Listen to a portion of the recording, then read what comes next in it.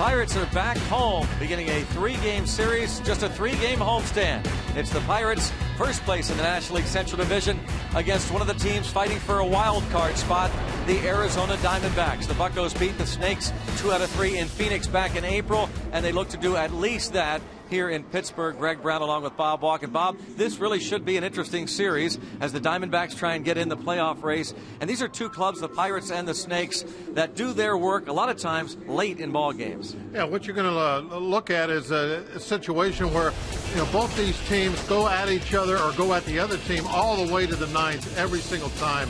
And because of that, they get a lot of comeback wins. Diamondbacks with 35, big number there. But as we know, the Pirates have done a great job of that, especially early in the year. They have 28 of their own. But you have to have a good bullpen to be able to have these comebacks, and that's one of the reasons why you see the Pirates at third. Pretty phenomenal numbers for both of those clubs. And phenomenal numbers for first baseman Paul Goldschmidt of the Diamondbacks and Pirates third baseman Pedro Alvarez. Currently, they share the National League home run lead. Yeah, this is going to be a fun weekend to watch these two guys. It's a little game in between a game. It doesn't mean now that much to the teams themselves, but on a personal level, you like to have those accolades. And a home run title, that's one of the big ones. That is our Barrel Automotive League leaders, driven to be better. And the Pirates trying to be better here at home. They have been. Only the Braves have a better home record than the Pittsburgh Pirates in all of Major League Baseball. Well, the Pirates are back home, and they're coming home with Cole, trying to get back on a roll as the Bucks and D-backs play game 1 of the 3-game series at PNC Park next.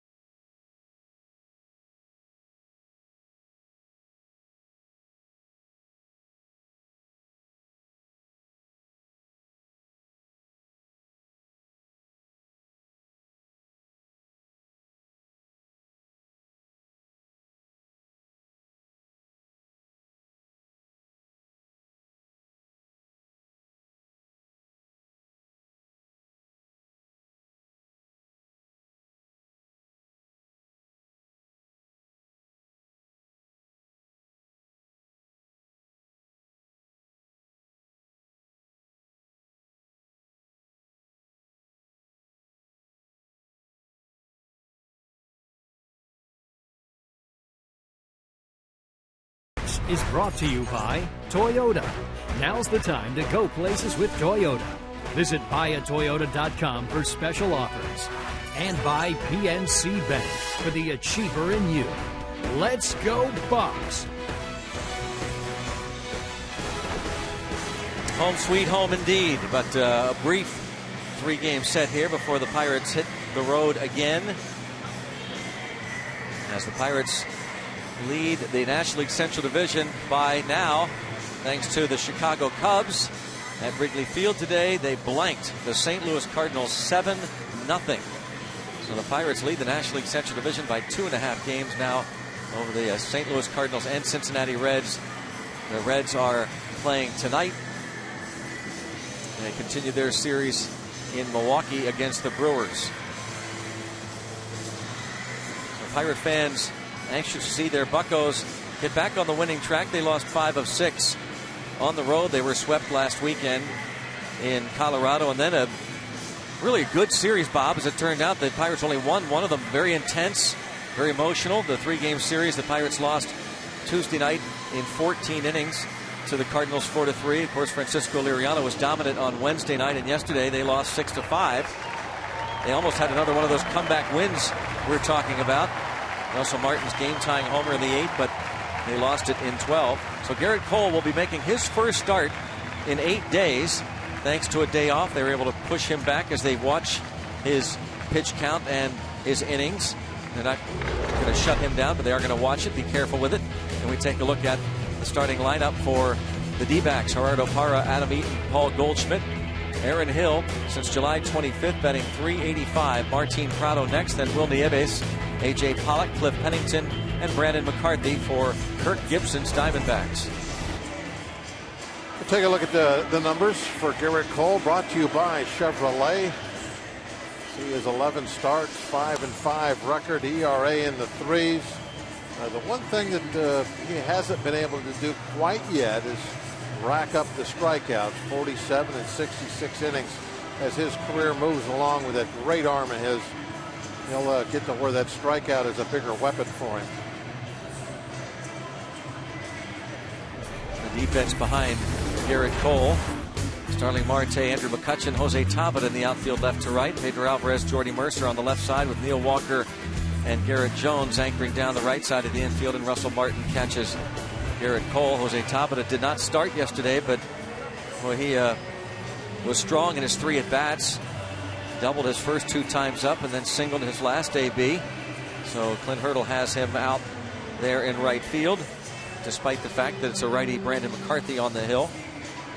So Andrew Lambeau does not make the start. Kirk Gibson's club coming off a pretty strong homestand and still hopes for the playoffs, as the D-backs started the day 6 back in the wild card, trailing St. Louis and Cincinnati. There's Andrew Lambeau, picked up his first hit and RBI in the big leagues yesterday.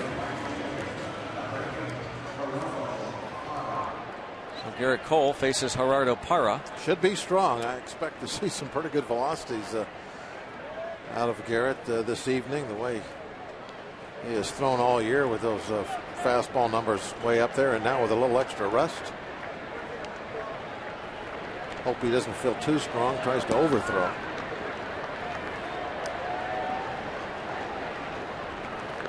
Ready to go. First pitch, ground ball right side. Garrett Jones, a sliding stop. Cole is there. 1 pitch, 1 out. Very nice. That's what you love to have. That first pitch of the game put in play. Get that quick out under your belt. Garrett able to move to his right. Get that ball smothered. Little shovel toss to Cole.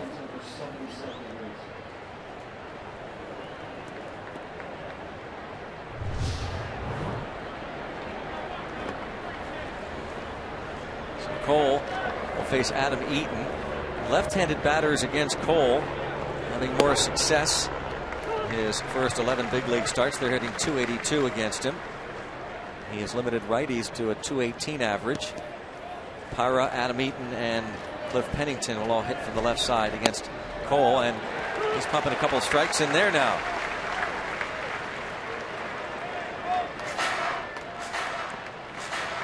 Lefty-righty splits against Garrett Cole. His 12th major league start. He has thrown just over 66 innings.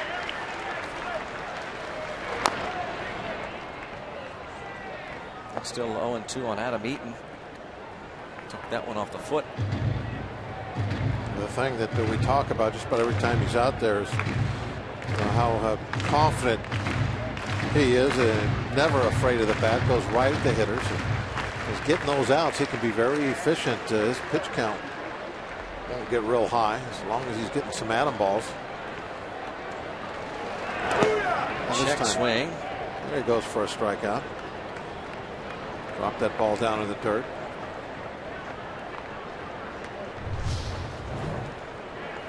That's what he's going to have to do more of when he gets ahead, is put that breaking ball in the dirt, see if he can get some chases. Check right away. Yep. Nope. Gotta ask. Always. 1-2. Slap foul out of play off to the left, 98. Adam Eaton had one of the game-winning hits against the Orioles in Phoenix.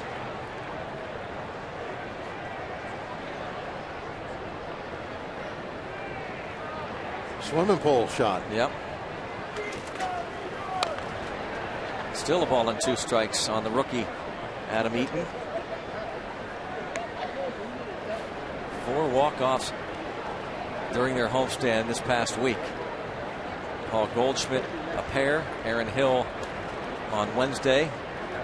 Adam Eaton that pull shot on Monday. And he takes 2-2 on Adam Eaton. This is his 26th game, has spent some time on the disabled list.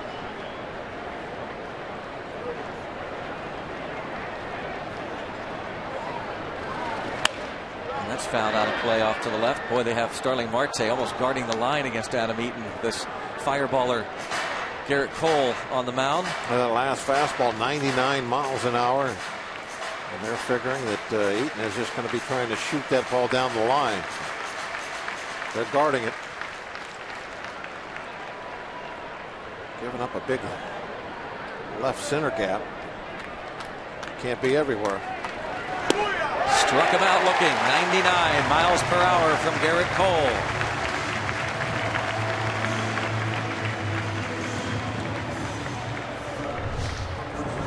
Now this ball moved in a little bit. See, right on the inside part of the plate.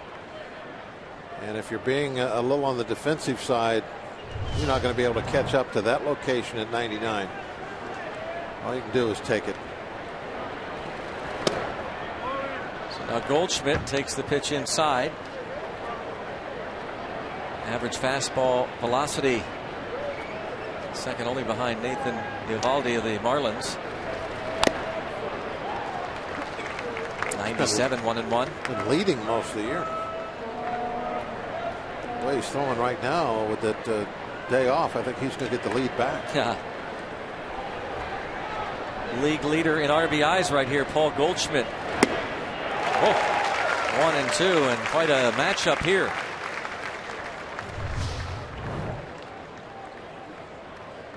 And that location up and in with that velocity. 1-2. Tied with Alvarez for the home run lead.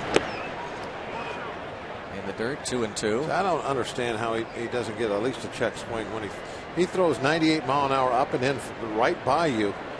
That has to, especially with 2 strikes, you have to now have your bats. Goldschmidt didn't move. Didn't move like he knew it was coming. Yeah. 99, 3-2. I mean, how do you not check swing on a breaking ball when you just got one thrown right by you on the inside part of the plate at 98 miles an hour? And it wasn't like it was a horrible breaking ball way out of the strike zone.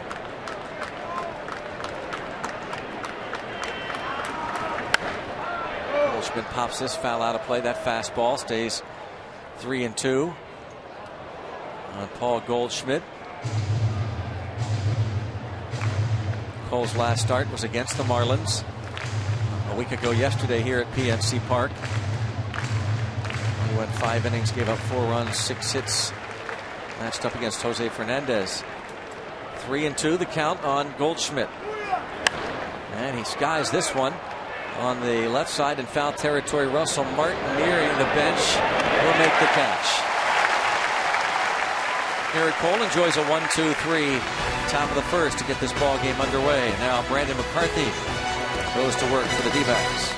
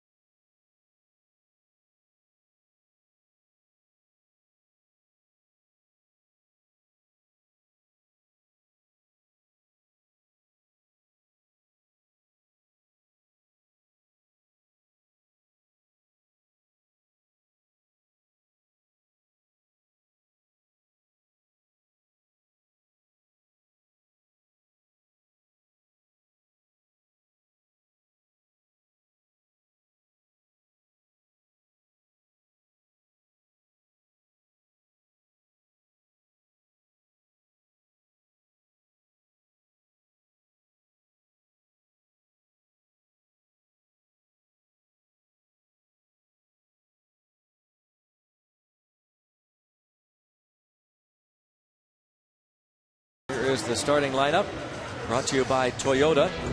Starling Marte, you see him on deck, ready to step to the plate. Marte, career against the D-backs, .429 in 7 games. Neil Walker follows, then Andrew McCutchen and Pedro Alvarez. Russell Martin hits 5th. Garrett Jones bats 6th. Jose Tabata in right field. Jordy Mercer, Garrett Cole. Take a look at McCarthy's numbers. You can see he's not very liberal when he's giving out the free passes. Just 14 walks on the season. One of the best strike throwers in baseball.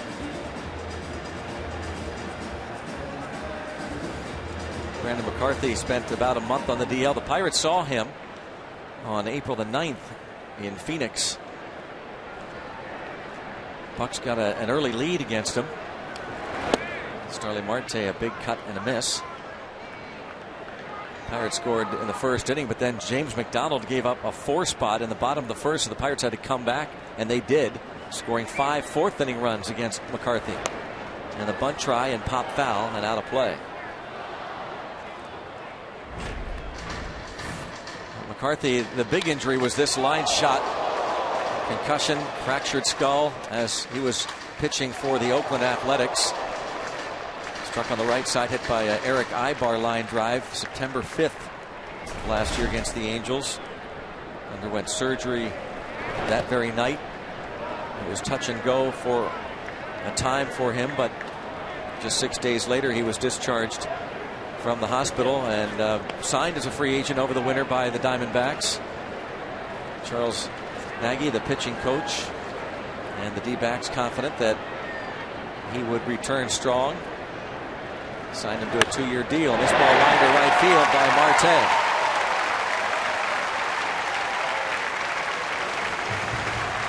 Marte has been hitting the ball much better of late. He's moving the batting average back north again. Over 280. He's great if he could get it up to the 300 mark by the end of the season. This last 5-6 weeks. How long will he stay at first, Greg? 2 pitches, 3 pitches? I don't know if he'll wait even 2 pitches. He wants to get the crowd revved up with a steal. He stole a base against McCarthy back in April. He doesn't go yet, and there is a strike. McCarthy is a strike thrower.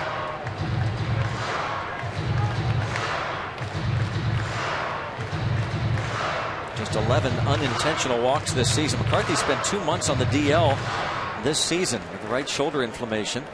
Missed all of June and July. It's been a common theme throughout McCarthy's career. DL stints. Balls popped up toward short as he played for Pennington. And Walker is retired.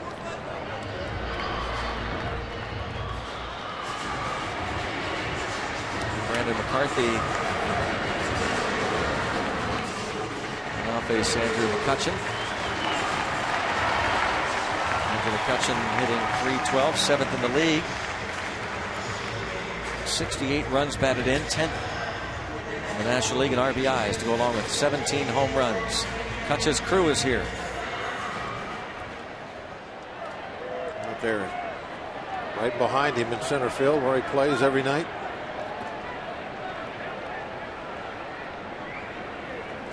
Quick step off by McCarthy. For a fairly tall, lanky guy, McCarthy not really a big leg kick. Fairly quick getting the ball home. And there goes Marte. It's taken. The throw is going to be late. Stolen base for Starling Marte. That is number 35. Tied with Gene Segura of the Brewers for second in the league, just 2 behind the suspended Everett Cabrera. Well, you can see from the shot there that there was hardly any leg kick at all. It just really quick pitched, and Marte still able to beat it. 35 stolen bases now for Marte, in scoring position for McCutchen. You know, when Marte can steal against a guy that it really is just slide stepping straight to the plate and still be successful with a good throw from the catcher, everything all right, you know, no help from anything. and he's still safe, he can steal a base against anybody. It's just the 2 stolen bases given up by McCarthy this season have been to McCutchen. Marte. 2-0. Line drive left field. That's going to carry out, and Marte's going to have to hurry back. He will. Boy, that was lined to Eaton. Did that ball have carry or what? I think that Marte thought it was going to bounce in front of him because he came off very aggressive. Watch Marte. He thinks that's a line drive single, and it carried so much it almost got over Eaton's head. That's a 2-iron shot there.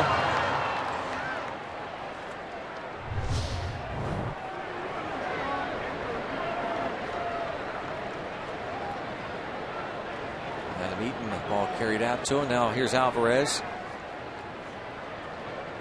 Tied for 7th in the league with 76 RBIs. Inside, McCarthy has given up 8 home runs. Alvarez and Goldschmidt tied for the league lead with 29. Phillies' Dominic Brown with 27. Next on the list. Shift on against Alvarez. I've not seen this a lot against the last few clubs that the Pirates have played, but they go with that shallow right fielder, the second baseman. It is kind of odd because of everything's so computerized nowadays. You would think everybody would play the exact same defense, when it comes to spray charts. But that is far. It's being interpreted differently by different clubs. It's far from the same. A scoop on Nieves. 3-0 on Pedro Alvarez, and it's looking as though McCarthy doesn't want anything to do with him.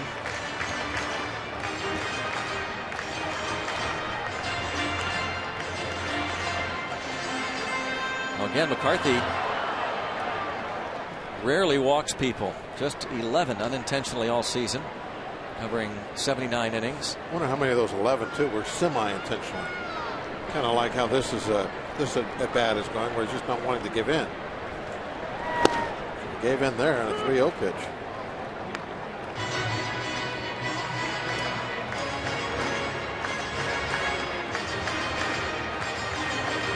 Three and 1 the count on Alvarez.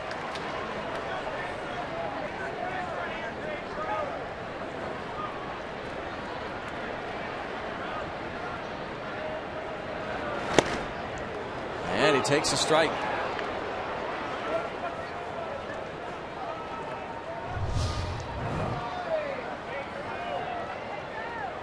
Fastball on the inside corner. Tried to crowd him with it. I'm going to throw that pitch in there, and if he does get the head of the bat on it, he's hoping he pulls it foul. He'll try and go back in again and misses.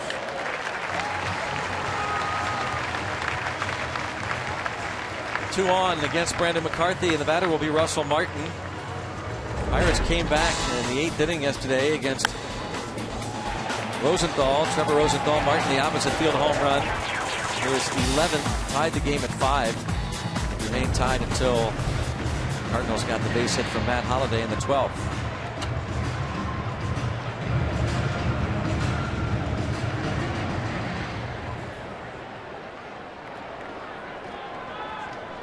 The Arizona outfield, they're playing a little bit on the shallow side for somebody with decent pop in their bat.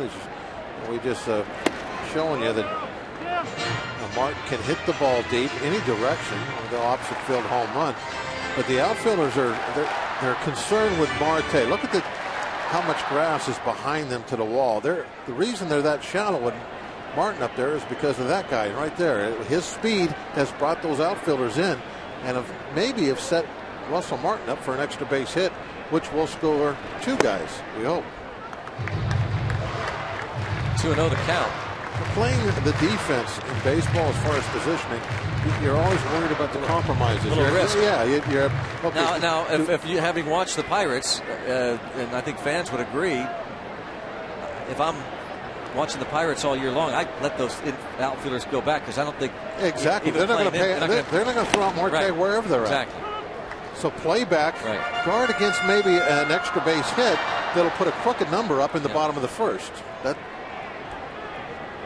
I agree with you. That's what I would be more concerned with than trying to throw out Marte at the plate. You're not going to do that. It's maybe a line drive, one hopper, and then a perfect throw. 2-2.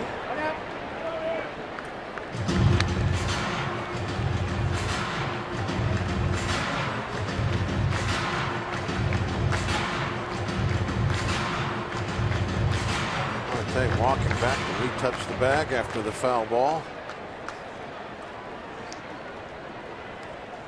Bottom of the first, he's already felt it.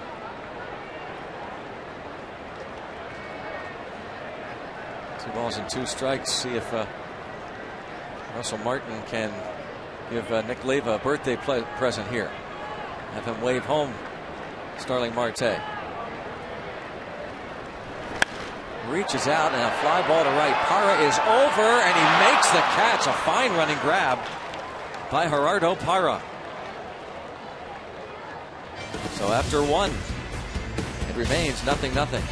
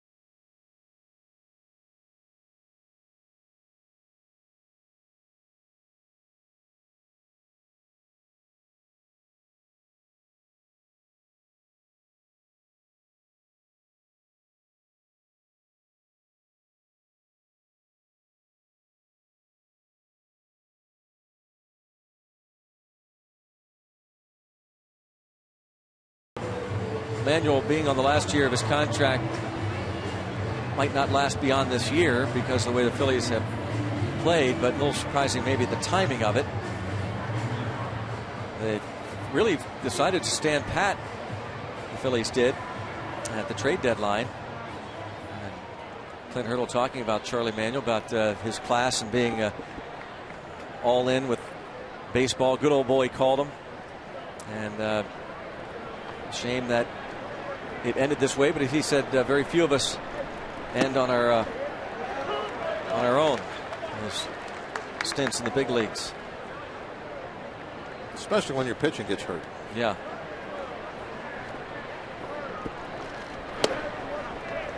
Aaron Hill didn't want to, but does offer at that breaking ball.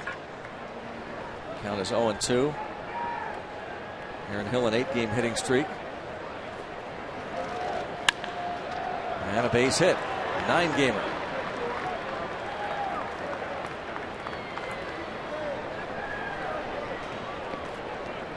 First hit, first base runner for Garrett Cole. Look on Garrett's face after it goes a ground ball base hit. He's such a competitor that the look on his face was kind of disgust there. just a ground ball base hit, and it's like some guys would look after they gave up a home run. Well, he can get Prado to hit one on the ground here. I think he wants to throw a no-hitter every game. Yeah.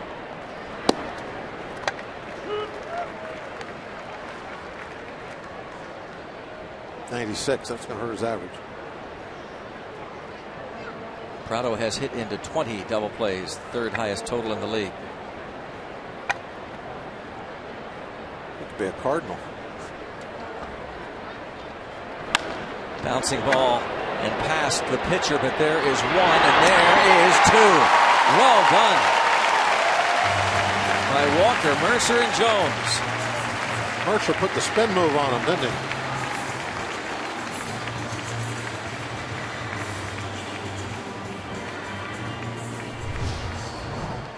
And most of the time, if you're a pitcher, you need to let those balls go up the middle. If they're playing double play depth, somebody's going to get that. And they'll be able to get the ball to the pivot guy much quicker than you'll be able to.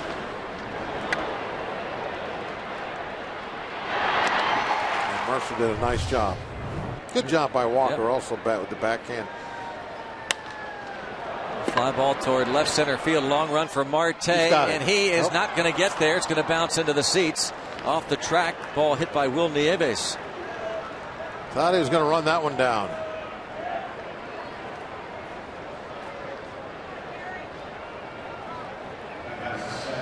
Checking out the scoreboard to see how close that was. It's what we're going to see right here. It looked like, oh man, where's he at? Hit right on the edge of the dirt. I think that ball was a little higher than he anticipated. That's why he didn't reach out for it. Instead of in front of him, it was going to be a little bit more over his head. Balls seem to be carrying pretty good. Not any wind at all to speak of tonight. The flags are just hanging limp.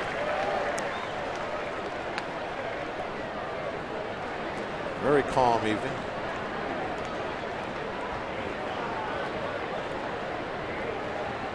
A.J. Pollock, center fielder. 25-year-old rookie.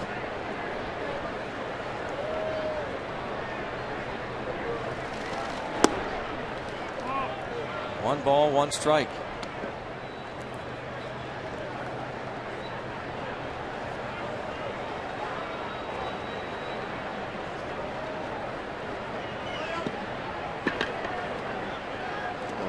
Last of today's sunlight still shining down.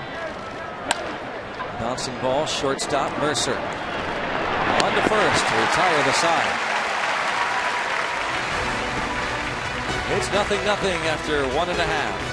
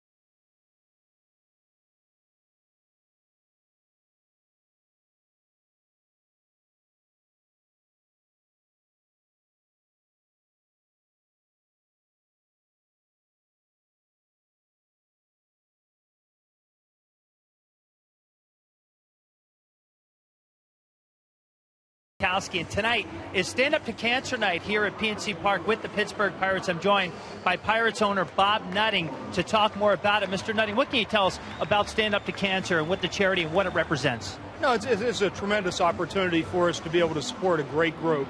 There are dream teams that they put together throughout the country as a partnership with Major League Baseball to be able to focus on creative and new treatments for cancer by bringing the very best minds. And we're fortunate to have two of those dream teams based right here in Pittsburgh.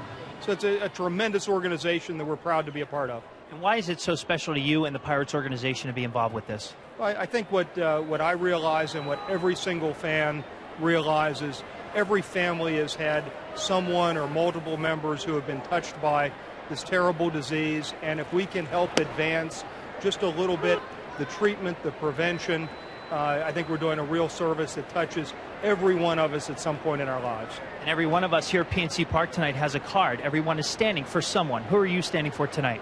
Well, tonight I'm proud to stand up for my wife, Leslie, and for everyone who's been affected by this terrible disease. So hold up that card right there, Mr. Nutting. So there is Bob Nutting's card. He is standing for his wife, Leslie. And Greg, everyone here tonight is standing for someone, and we'll see more about that in the 7th inning. All right, thank you to Robbie and to Bob Nutting, cancer survivor himself. Jeff Bannister, he's a youngster.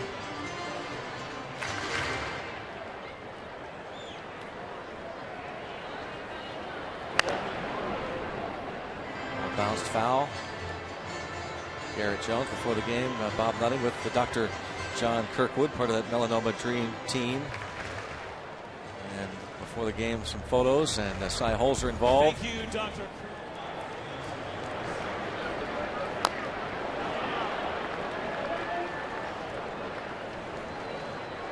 1 ball, 2 strikes on Garrett Jones with Jose Tabata to follow, then Jordy Mercer facing Brandon McCarthy. His 14th start of the season. Missing a couple of months. Strike 3 called on Jones. Disappointed by that call from Jeff Nelson. And he really tried to pound him inside a ton. Last pitch, just a cutter that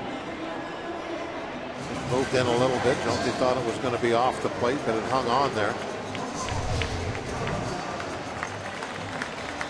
In. He throws a lot of cut fastballs. Most of his pitches are fastballs. He'll cut about half of them, and they'll either run away a little bit or, like that one did, run inside to left-hand hitters. He's trying to jam those guys. And move it away to the right-handers. Tabata right to short. Pennington goes on to Goldschmidt.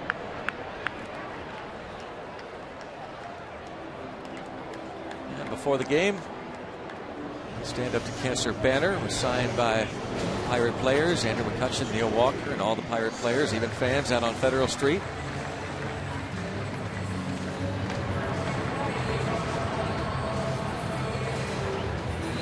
As Robbie said, we'll see more about that coming up in the 7th inning.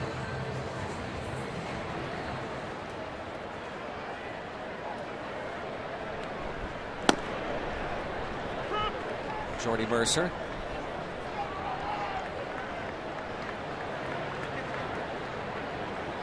Two up, 2 down here in the second.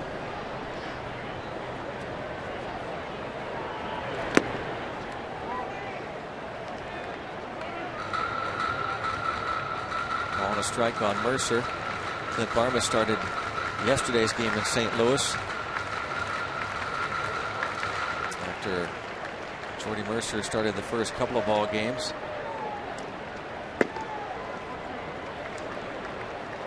Two and 1.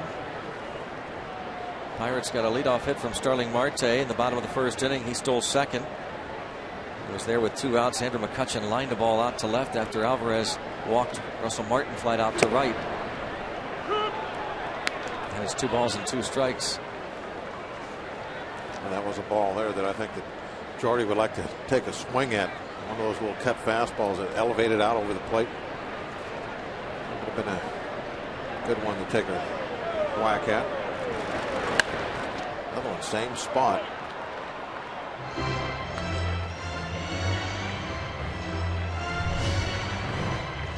2 in a row, right on top of each other.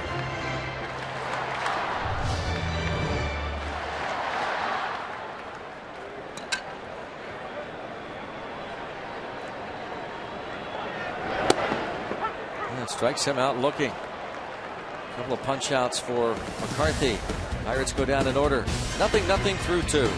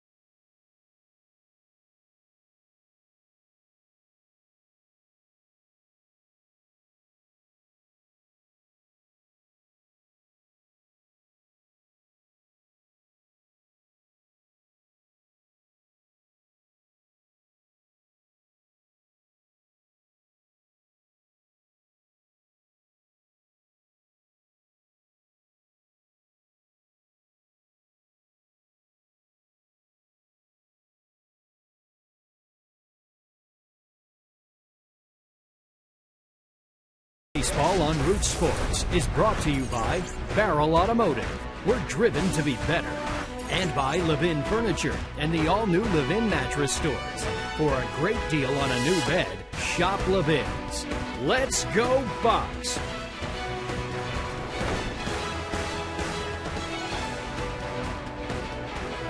Nothing, third inning. Here at PNC Park, jam-packed on a Friday night. And Cliff Pennington will lead things off.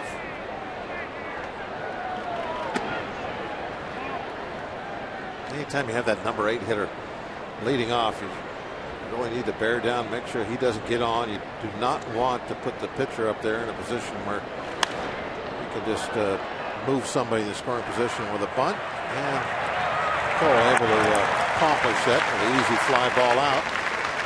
Now he's got McCarthy up. Hopefully he can get a couple quick outs. And then the top of the lineup is up now with 2 outs, nobody on. And it's really tough for him to do any kind of damage. So that number 8 guy is always important when he's leading off. Very important. Searage through his charts. McCarthy 0 for 20 this season. And 0 for 29 in his career. Walked twice, though. He's got a good eye. Yep. He's only struck out 5 times in 20 at-bats. Hitting in bad luck. 1 ball, 2 strikes.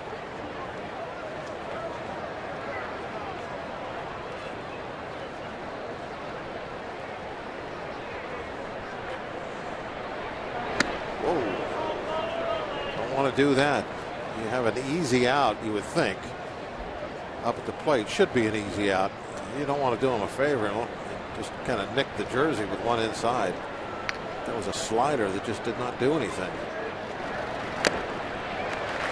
That's what you want to do. Just fire that great fastball right by him. Second K, 2 up and 2 down for Garrett Cole.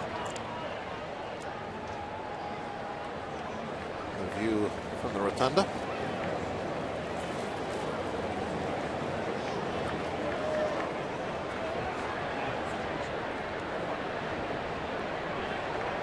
they can find a spot. It'd be 3 great crowds, you would think, in a short homestand. A tough ticket to get. Fossey, 99, location perfect, just right up and in on the hands. Great first pitch. Location from way up there in the rotunda. Topped. 2 hopper. Nice inning, huh? Yes, 1, 2, 3. Easy does it for Garrett Cole. 9 pitches to be exact. 0-0 through 2.5.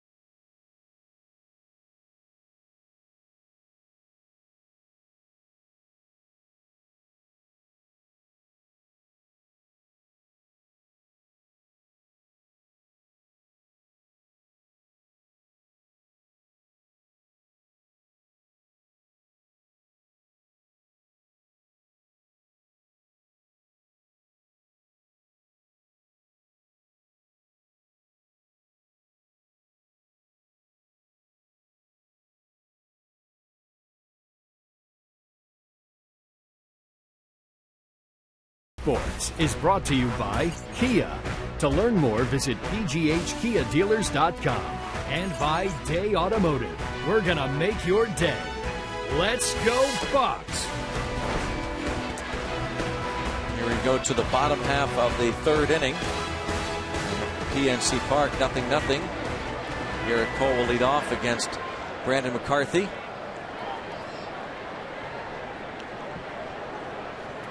Got to start him young. Yep.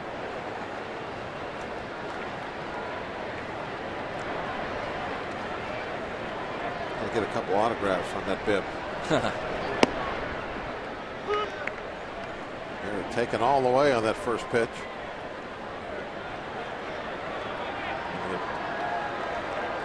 You take off this guy, though, you're going to start 0-1. He's not going to mess around and try and get you to chase. At least not before he gets a couple strikes on you. He is a strike thrower.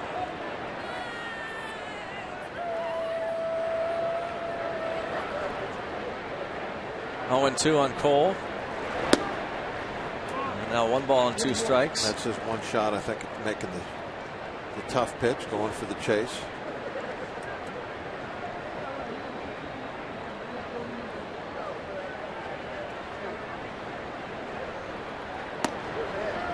And now 2-2.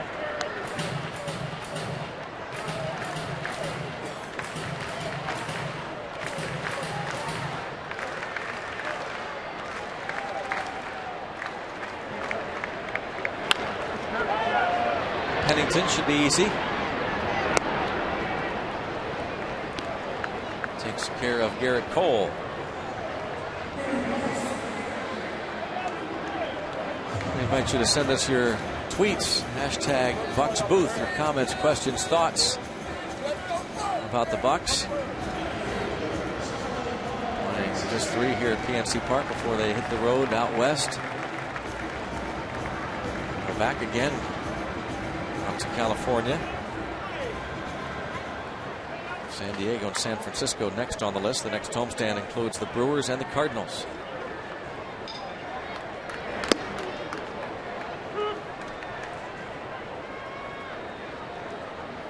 Marte singled and stole second.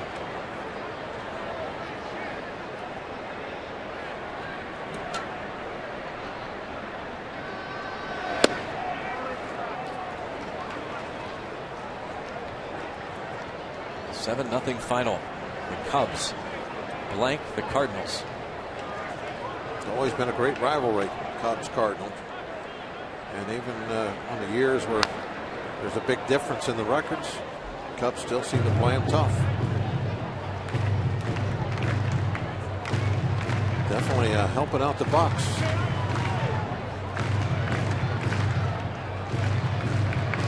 Cincinnati now right back. Going to be an interesting race right down to the end. A couple of pitches just off the plate inside. Marte doing a nice job holding off the swinging at him.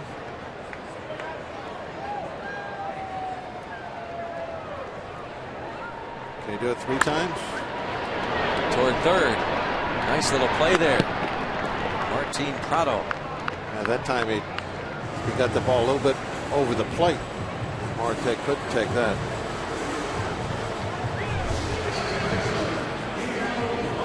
Tried to get that ball down and in, not quite where he wanted it, but I think that Marte kind of rolled over on that one. That's why he drove it right into the ground. Prado with the spin.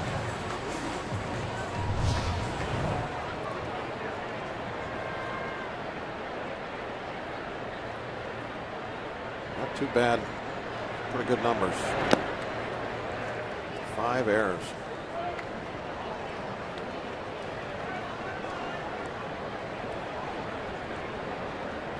McCarthy got Walker to pop out in the first inning. And McCarthy needs good defense. He's a guy that is going to throw a lot of strikes, as we've already talked about a couple of times. He doesn't do you any favors by putting guys on with free passes. Gives up a lot of hits. A lot of balls are going to be put into play often. You want to play good defense behind him. He works fast, throws strikes. You're going to have to be on your toes.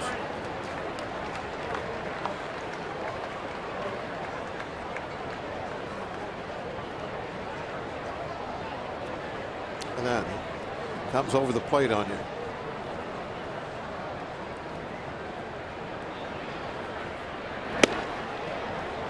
Three and one. Walker had his hitting streak come to an end yesterday in a 9-game streak, but went 0 for 5. Did have a sacrifice fly in the game.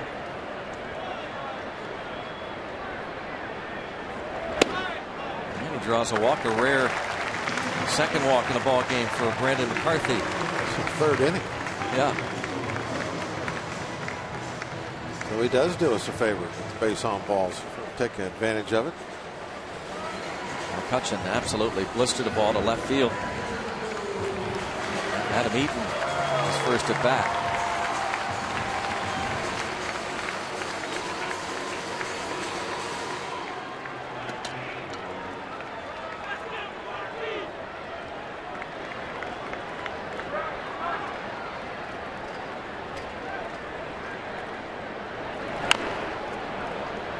The way McCutchen hit that first ball, you would have thought that the last guy McCarthy would have walked, if he walked anybody, would have been Walker in front of McCutchen. Walker would have been able to elevate that ball he hit in the first inning. It would have been 15, 20 rows back. Hit it that hard.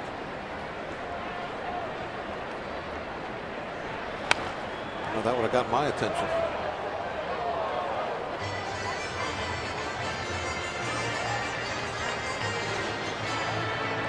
0-2 on Andrew McCutchen.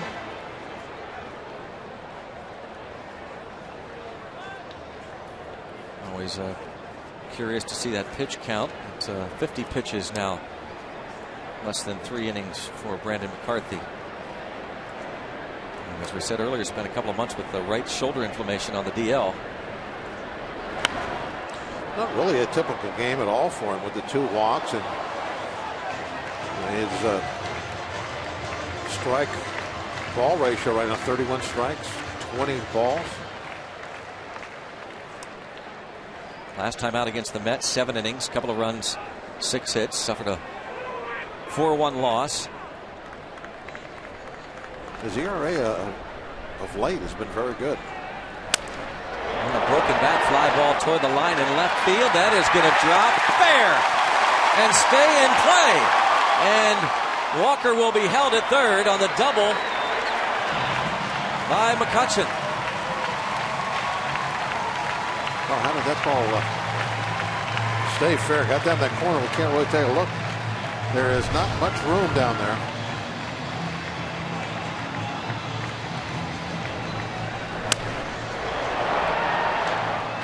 Ball is hooking. That's unbelievable that stayed in play. Yeah, that stayed in play.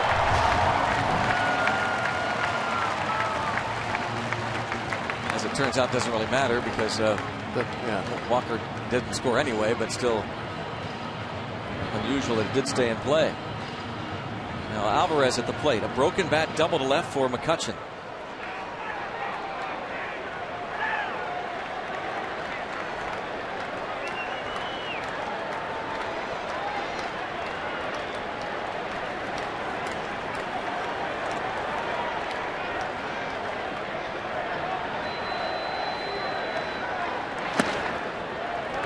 Ball 1 on Alvarez. The Supermo from Allegheny Health Network. Right on the edge of the chalk line.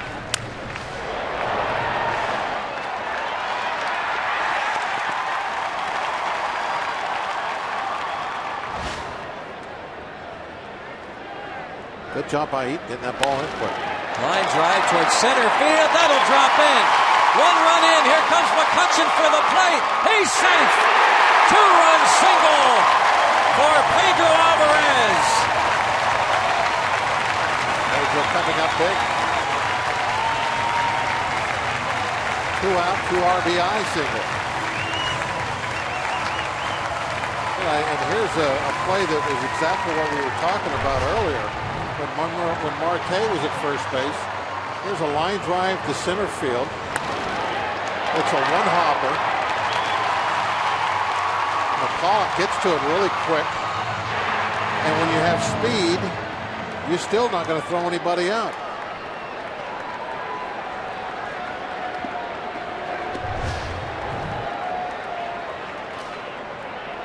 Nice quick slide right to the plate.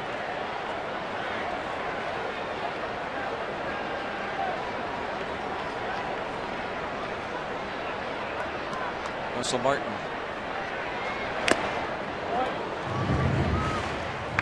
McCutchen scores after the broken bat double to left. Walker scores in front of him, and now it's 2-0. 78 RBIs for Alvarez. 2-out walk turned into 2 runs.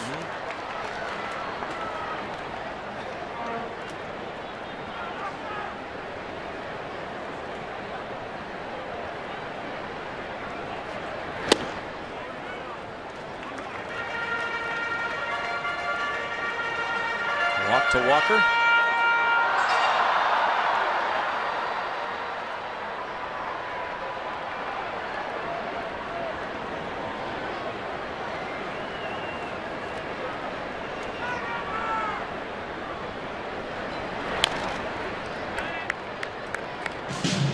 One and 2 on Russell Martin.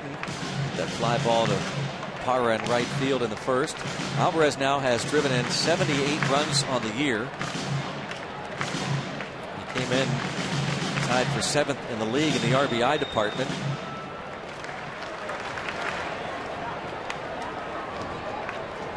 Alvarez drove in 85 runs all of last season. Hard hit, but at the shortstop. 6-4 on the force. Bucks get a couple. Lead 2-0.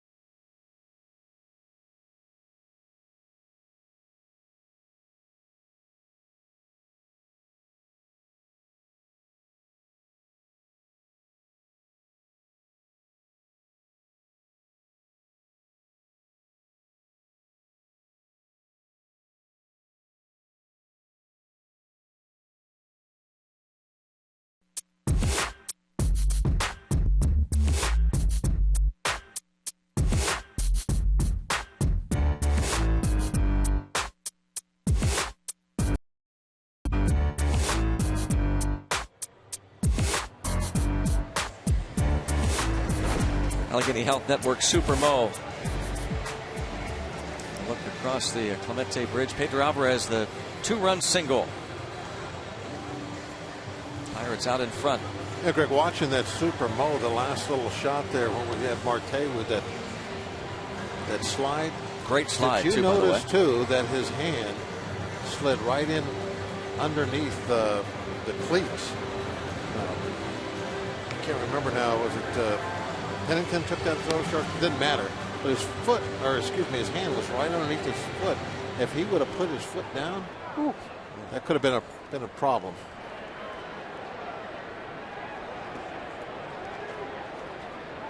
Garrett Cole has the 2-0 lead, a 9-pitch third inning for him. Now Adam Eaton.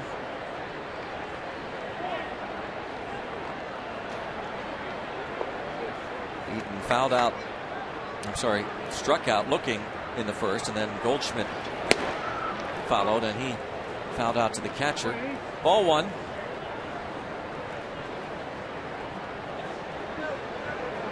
Eighth-round pick and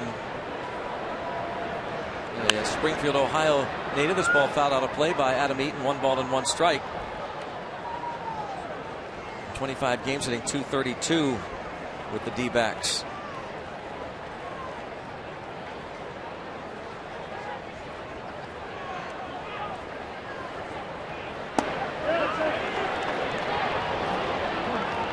Two and 1.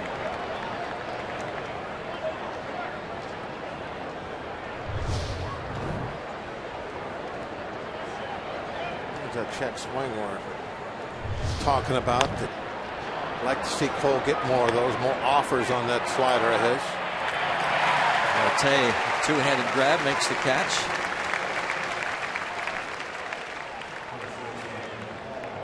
Cole right now really looking good. A little time off has got him fresh and not overthrowing or anything like that. Looking sharp with the control. And this will not be the only time he gets some time off. Pirates are sure to do this. And they've got this mapped out, as last year he threw 132 innings in the minor leagues. This year already he's topped that, 137 innings combined, AAA, Indy, and the big leagues.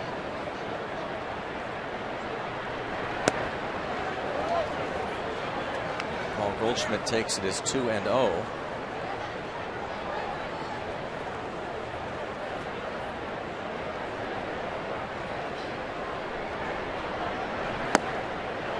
It's 3-0. Goldschmidt, with some of the injuries they've had on this Diamondbacks club, including to a Cody Ross recently placed on the disabled list, Eric Chavez, he's the one guy that can really beat you. And so, talking to some of the Diamondbacks folks, they said starting to see more and more without much protection around Goldschmidt. They're being very, very careful to him now. And why not?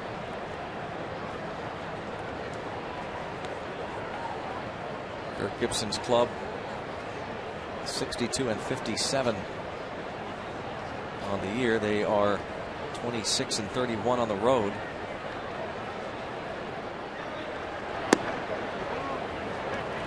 Wow, he's not getting any low pitches called at all. I think he's starting to hear it now from the bench. A couple that Goldschmidt took that I thought were pretty close. That one looks like is right at the knees. Clint Hurl said, was that ball in? No, wasn't. It was definitely high enough. Yeah, that's something you can really see from the dugout too. You can see up and down great.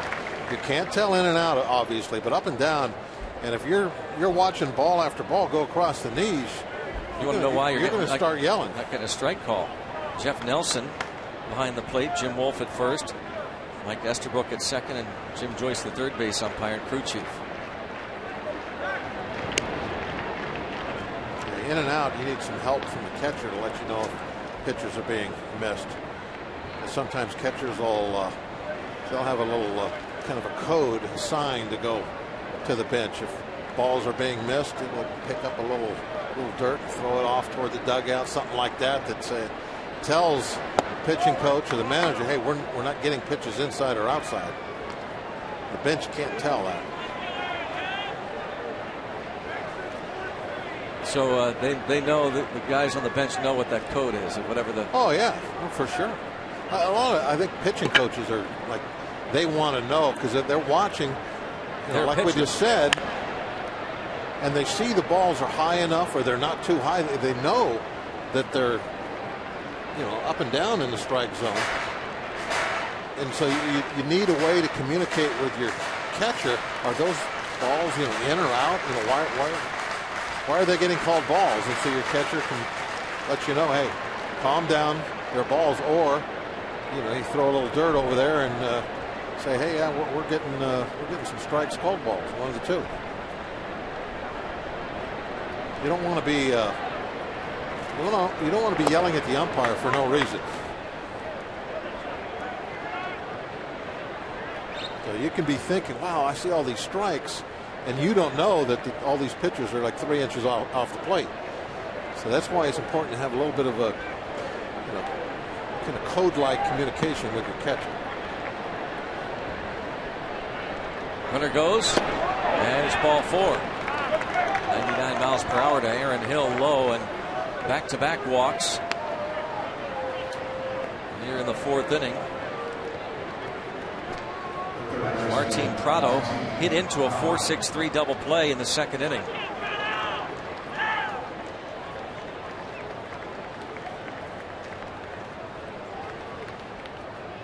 More folks signing that Stand Up to Cancer banner. Filling in nicely.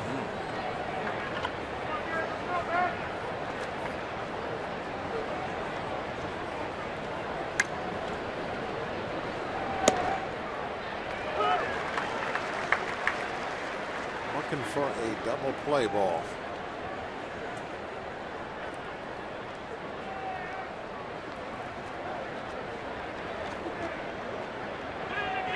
Prado came over from the Braves over the winter.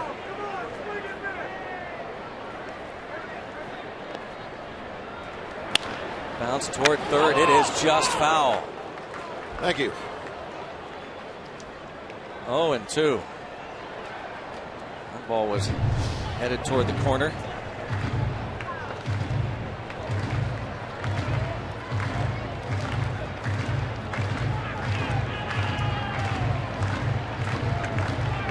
Super Bowl. That's just getting a really good shot at that. Jim Joyce with that foul ball call. With the nice mustache. And that'll move the runners up 90 feet. Wild pitch. Yeah, the 0-2 pitch. He's wanting to bury a slider here, try to get a swing and a miss. When you're going for that real hard breaking ball, sometimes you throw it too hard, and that one bounced just beyond the grass, way out in front. Tough one to block. Ideally, you're trying to bounce it just beyond the plate, kind of in between the point of the plate and the catcher.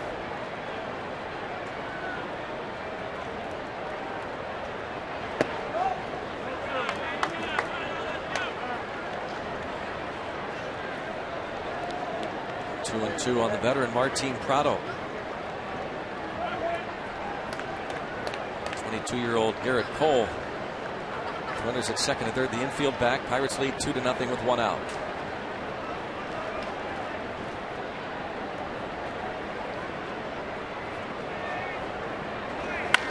Lined into center field.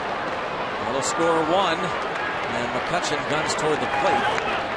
With 1 out, everybody took a step back to their bag and did not take off till they saw that ball get to the outfield. Really, had both runners in tandem. They took a step back. Very good base running, to be honest with you. But if they would have read it off the bat earlier, probably had a chance of scoring a run there.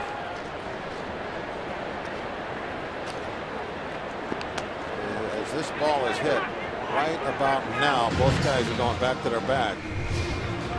Good fundamental base running.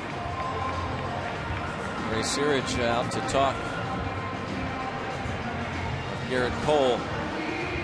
Back-to-back 1-out walks, and the line single to center for Prado. got one out, man, at first base. Got to have that ground ball. That's what he needs.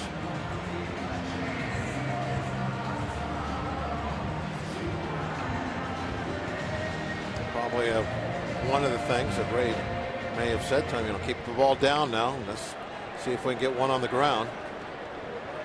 Get out of this inning. I'll turn it for you. Had a double play earlier on a real nice turn by Mercer as he did a 360 spin out around second base. 35-year-old catcher Will Nieves. That ball was down. A swing and a miss. Of course, one reason Cole maybe is bringing the ball up a little bit, he wasn't getting those strikes called down, remember? So that had to bring the ball up a little bit because of that. Nieves, 2 bad-looking swings, 0-2. Definitely what we like to see on that second one. Speed the bat up and get some chases on the breaking ball. As the season goes along, I'd like to see more and more of that from Cole.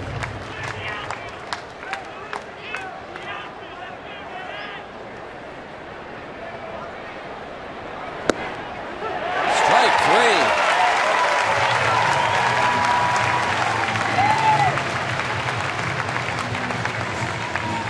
Nevis saying no, but he's wrong. That was definitely a yes. Right there.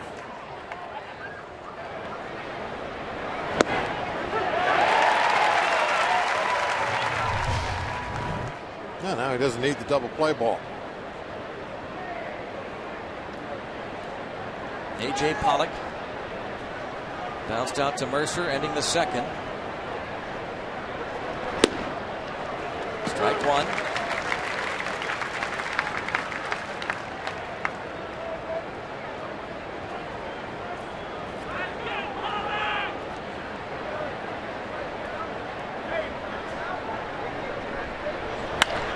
And up the middle. A.J. Pollock on an 0-1 pitch. Singles to center field to tie the game at 2. I think it was a breaking ball. Looked like a little slider, and it was on the outside corner, but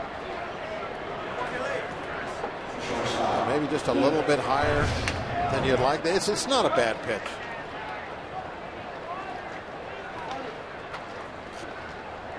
Just a ground ball that found a hole. You would like to have maybe caught that one yourself. Oh, yeah, look at the reaction by Cole. See him pound his fist down. He knows he should have got that ground ball. Looked like he actually kind of jumped back from it. Maybe thought it was hit harder than it was. Ball 1 on Cliff Pennington.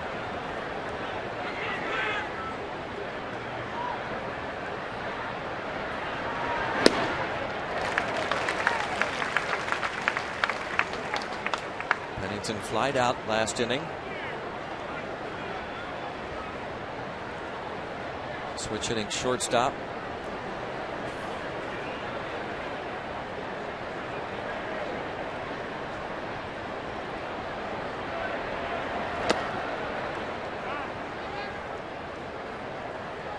Two and 1 the count. Pennington came over from Oakland over the winter, 3-team deal. D-backs also landed Heath Bell in that trade. Came over from the Marlins.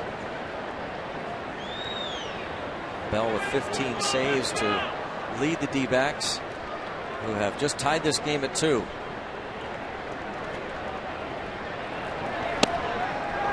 Well, we said in our open, you got to stay to the end with these two teams. They are master of the comeback.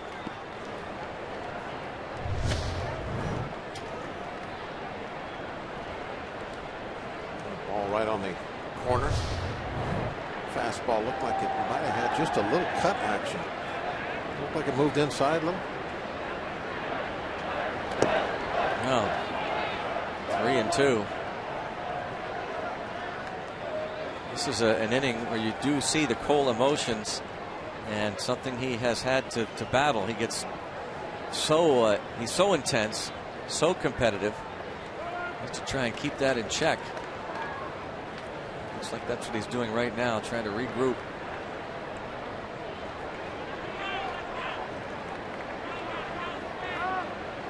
You know, I don't mind the emotions as long as, and only he knows this, that when you're looking for the next sign, it's gone now. You turn the page. You can be upset about something that happened, but when you put your right foot back on the rubber for the next pitch, it better be gone.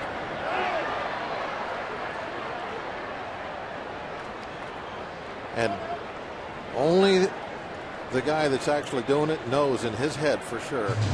He's got to be honest with himself. Are you stepping on that rubber and still thinking about what just happened, or are you done with it?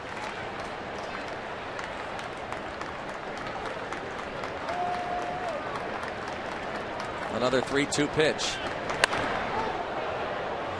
Hard foul. Cole now has thrown 31 pitches here in the fourth after he threw only 9 last inning. Now, these are the kind of innings that take it out of you much more than a total pitch count. It's when you have 1 or 2 innings where you're throwing 30-some pitches. That's what's hard work.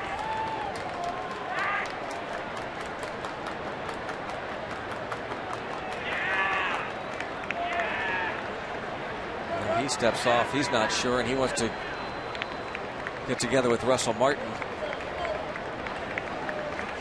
He just was not convinced of that pitch. So rather than throw it, as Bob has said oftentimes, throwing those pitches with conviction.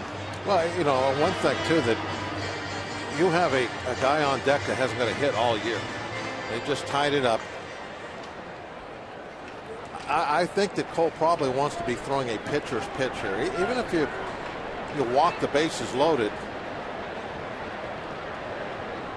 it's not that big of a deal. Shouldn't be. Now, if you still had the 2-0 lead, heck no. Pound the strike zone, take a chance, let him put it in play. Hopefully you're going to get the out, and then you have Pennington leading, or excuse me, McCarthy leading off next inning. 9th pitch of the at-bat. Struck him out. Slider, went breaking ball, 3-2. It's an angry Garrett Cole, 2-2.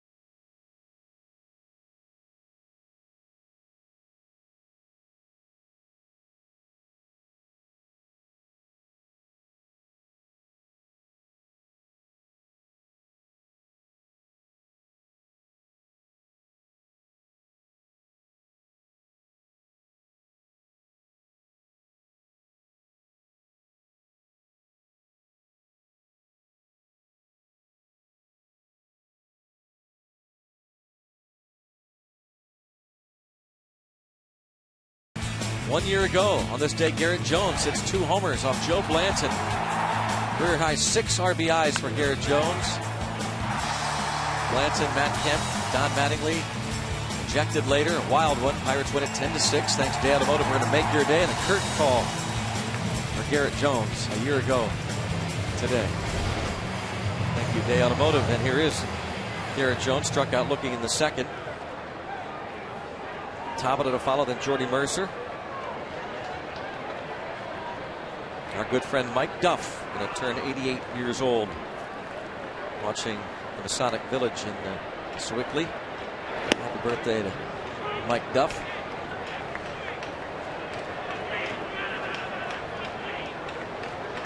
Strike on Garrett Jones.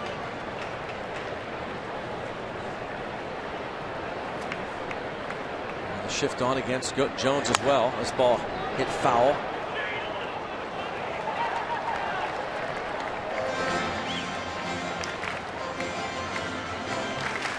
Yeah, tip of the helmet. Nice play. Exactly. Nice play, Jessica. They're the best in the league. They don't miss much.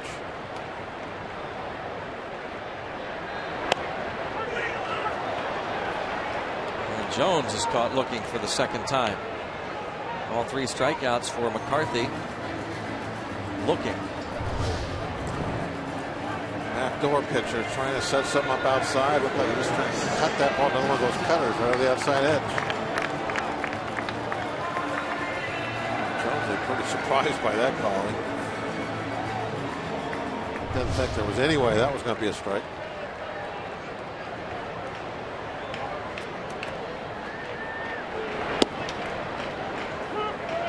Dropped the curveball in to get ahead. Strike one to top of it.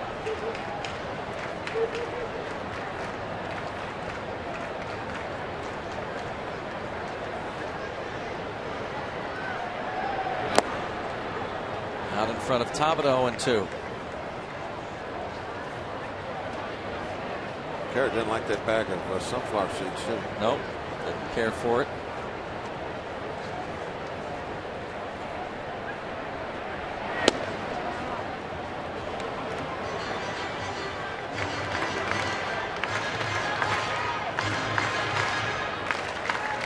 Still shaking his head.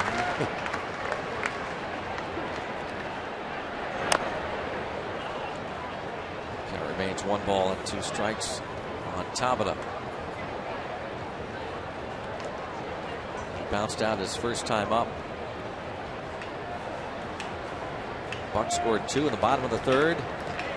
2-run single from Pedro Alvarez, and Diamondbacks come back and tie it in the 4th. And 2-2 on Tabata.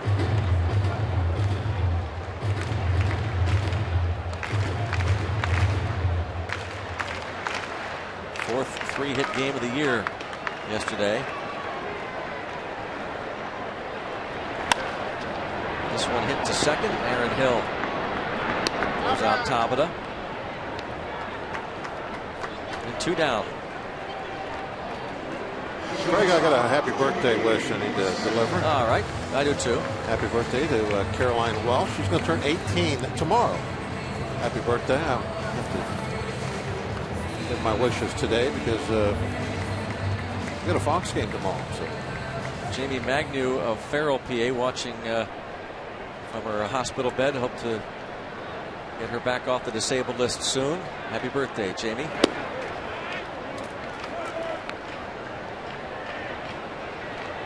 Ball 1 on Jordy Mercer.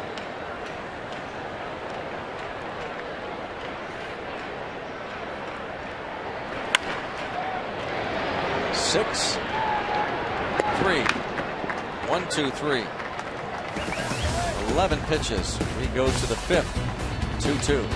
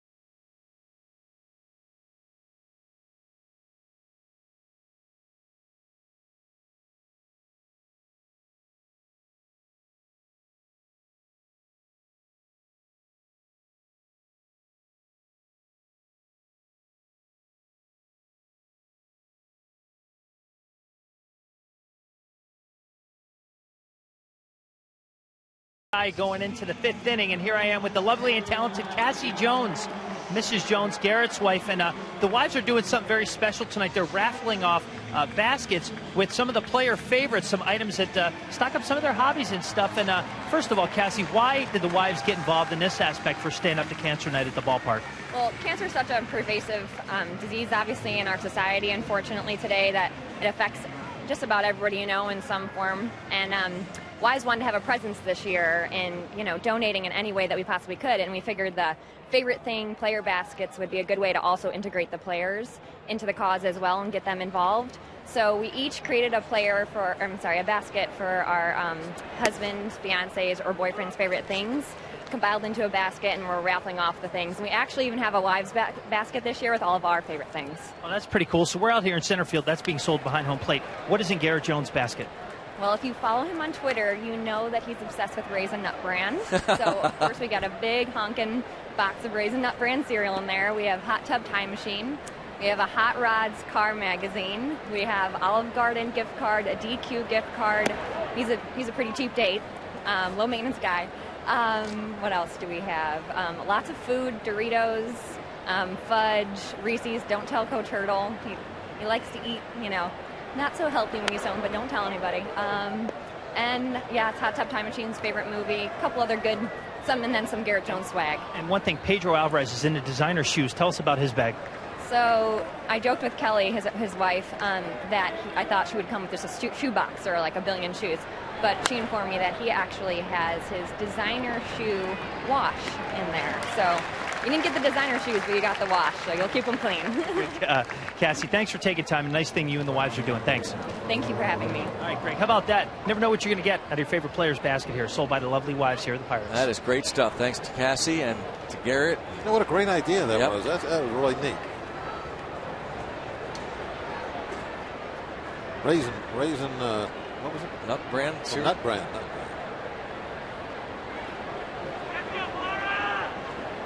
Gerardo Parra has grounded out twice.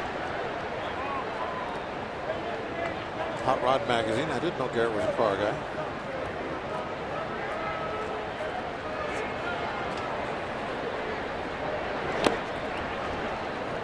Two 2-0 on Gerardo Parra. Cole got his mound opponent Brandon McCarthy to ground out. He's gotten Parra to ground out twice. Love to see him have a more efficient inning, not labor. A nice backhand play as Will Walker retires Parra. Good 3-pitch first out. 4:05 matinee game tomorrow. A.J. Burnett is showing you the cap you'll receive. First 25,000 fans get one of these replica batting practice caps, courtesy of Ken Metal. Also Eaton Park Scratch and Win Saturday.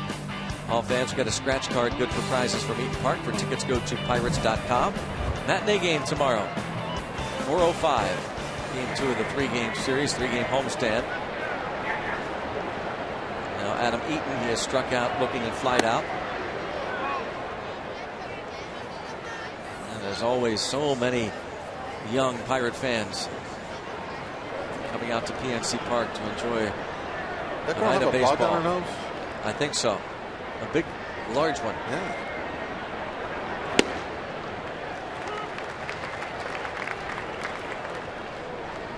Ball to strike. Adam Eaton.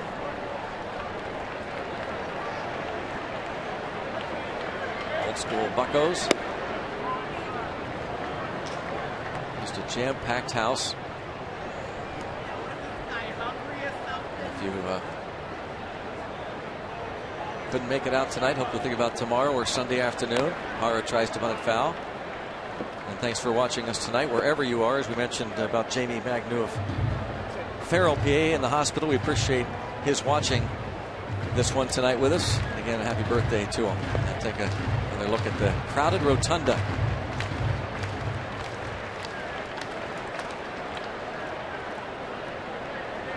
Two and 2 on Adam Eaton.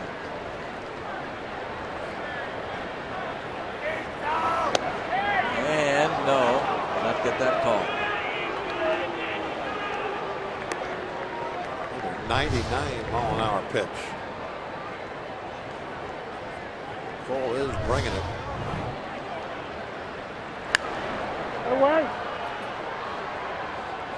hoping that he could have had a nice, easy inning. But Eaton right here really battling him.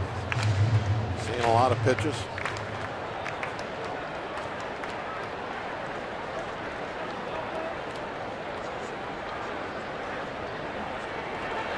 And strike 3 on Adam Eaton.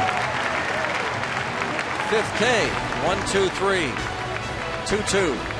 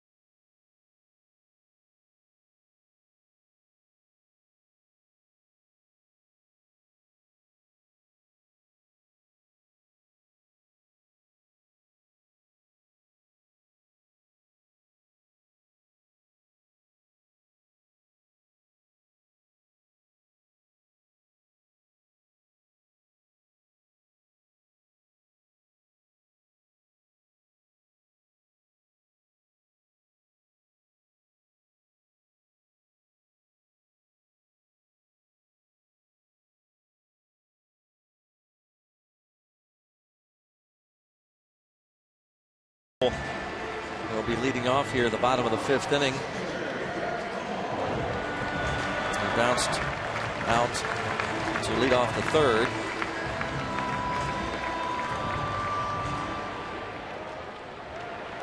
Five hits in his first 20 big league at bats for Garrett Cole. Ball 1. Cole, Marte, and Neil Walker against Brandon McCarthy.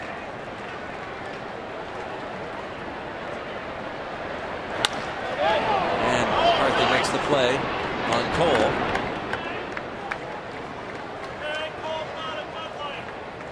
One up and one down. Jose Tabata, Starling Marte, a couple who stayed with Altuna's Vinny Velez during their time with the curve. A special edition of Inside Pirates Baseball here.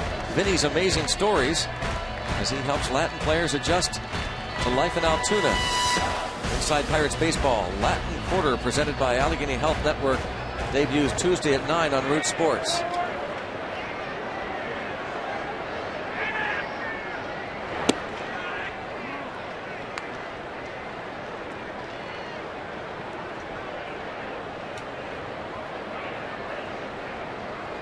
Ball 1 on Starling Marte. Yeah, get Marte on here.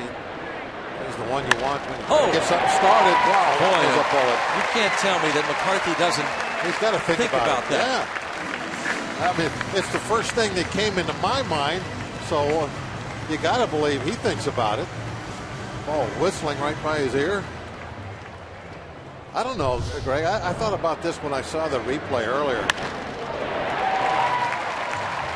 I don't know if I could have gone back out there after that, after what you see the flinch.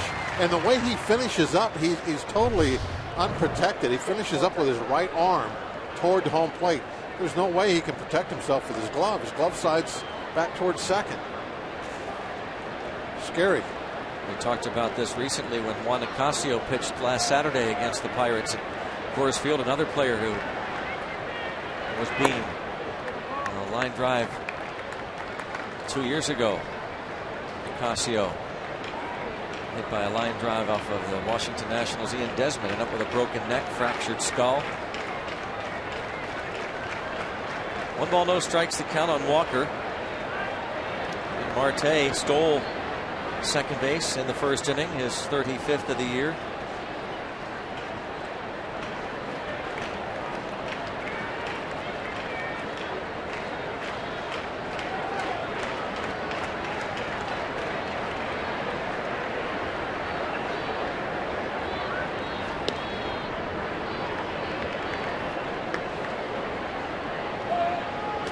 Certainly that is in McCarthy's mind. Marte lined the shot back up the middle, his second hit, but now McCarthy concerned about Marte wanting to go again.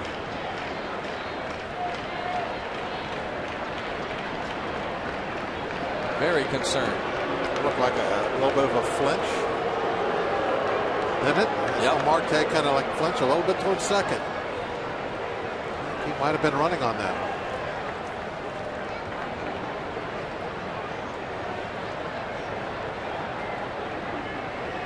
There he goes. Driven deep to right center field by Neil Walker. This is going to hit off the wall. This is going to score Marte and give the Buccos a 3-2 lead. Walker rips it off the right center field wall.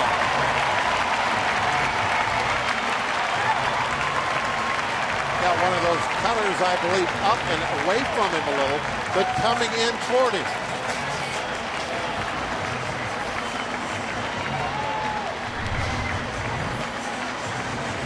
Cut fastball that was stayed away from it, and he just went out and hooked it off the wall.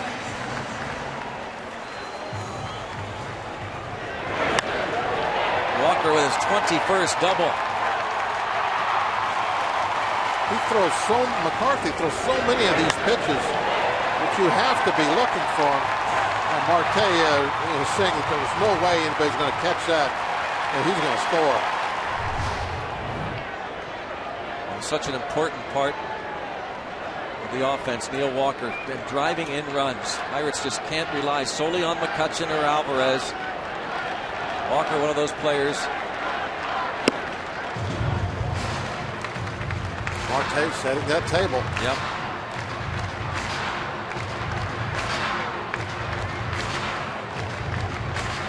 Everybody has to chip in, perform.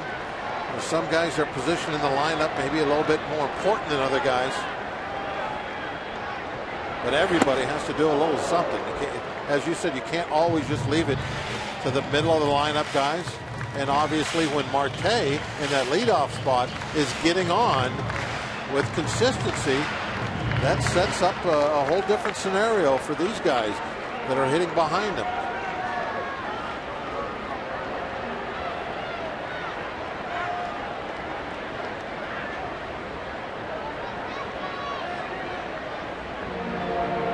Got it started with that line single to center.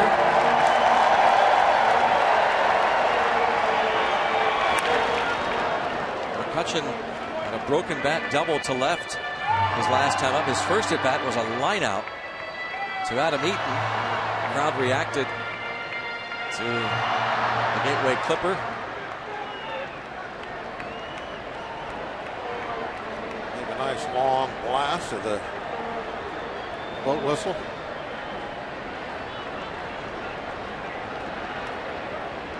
Call it a steam whistle, I guess. Probably not a steamship. Line drive center field, and Walker will be waved home. Here comes the throw toward the plate. That's cut off, and the Bucs lead it 4-2 as McCutchen drives in his 69th. Another bullet.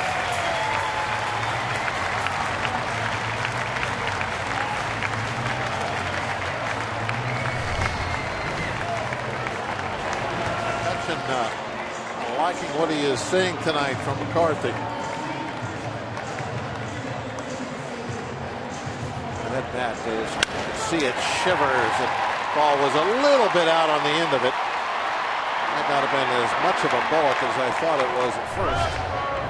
It's McCutchen's 14th multi-hit game since the All-Star break. His 44th multi-hit game of the season. Second most in the National League. Now the bullpen starts to crank it up as Charles Nagy will head to the mound. Neil Walker scoring on the McCutchen single. Got to keep adding on now in this ball game.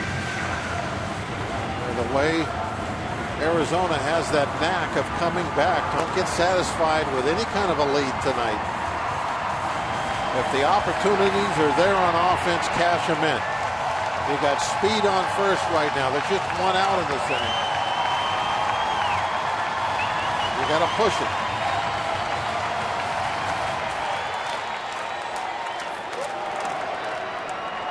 Pedro Alvarez has walked and singled in a pair.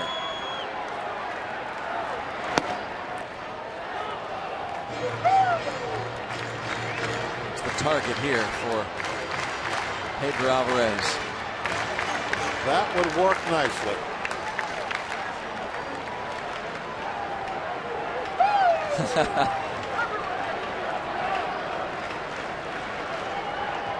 Time was called, and a balk is called. Home plate umpire Jeff Nelson will call Brandon McCarthy for the balk. No, there's timeout.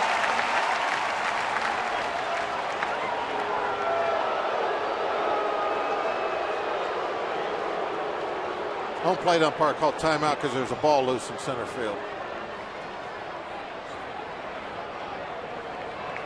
So that ball will be retrieved by A.J. Pollock. We got a little miscommunication there from the umpires. I think the base umpires, when they saw this, they thought that the home plate umpire called a balk. Yeah. So they were telling McCutcheon to go to second, and then Jeff Nelson told his crew, no, I wasn't pointing to second, I was pointing to center. Pointing to that baseball by the outside fence. Well, McCarthy had to pay a lot of attention to Marte moments ago, and you wonder if that didn't play a role in the pitch he threw to Walker. Now he's concerned about McCutcheon. Bounce right to first. And a double play. Goldschmidt started it and took the throw to end it, but the Pirates score 2 and regain the lead after 5 innings. It's 4-2 Pittsburgh.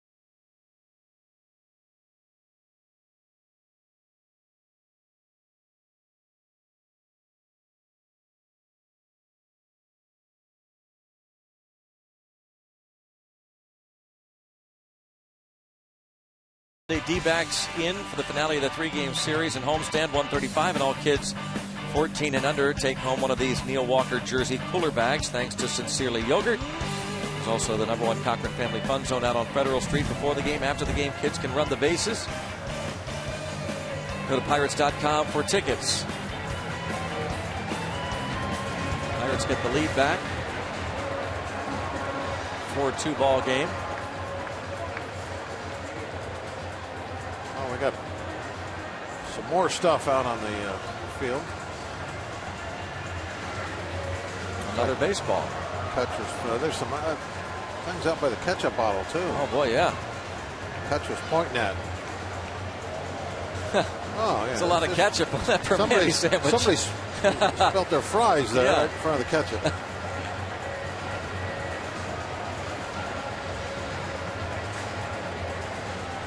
That's a lot of ketchup for one order of fries.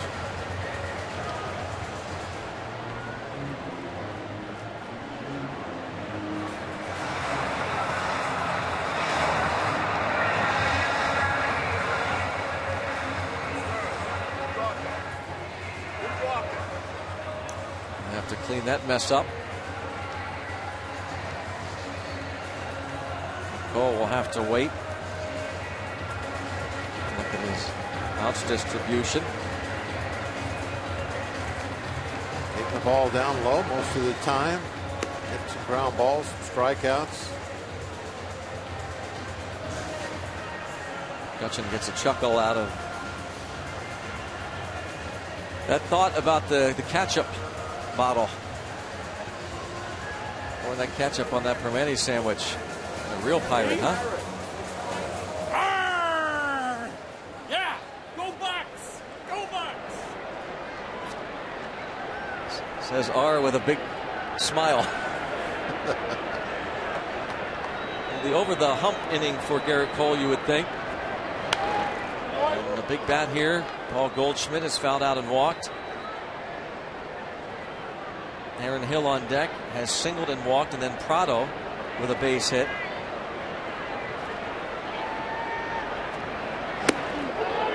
Ball, one strike on Goldschmidt. 97, just out in front of the chin a little bit. 6'3", 245 pounds.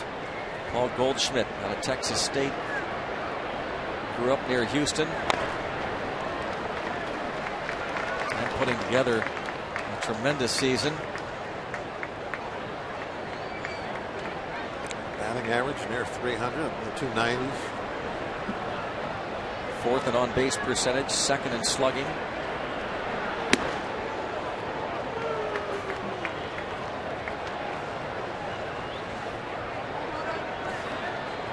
Two and two on Goldschmidt.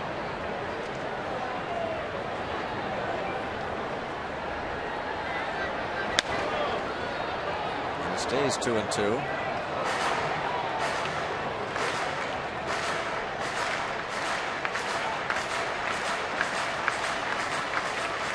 Club record for most homers by a D-backs first baseman.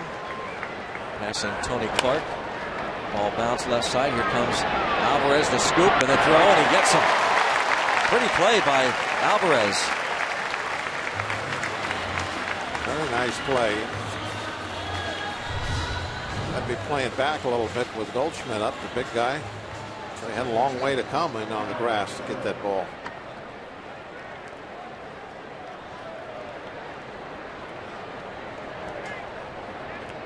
Super Mo only got him by a half a stride. Goldschmidt runs pretty well for a big man.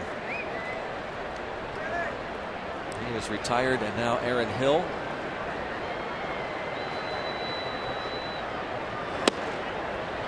Strike one.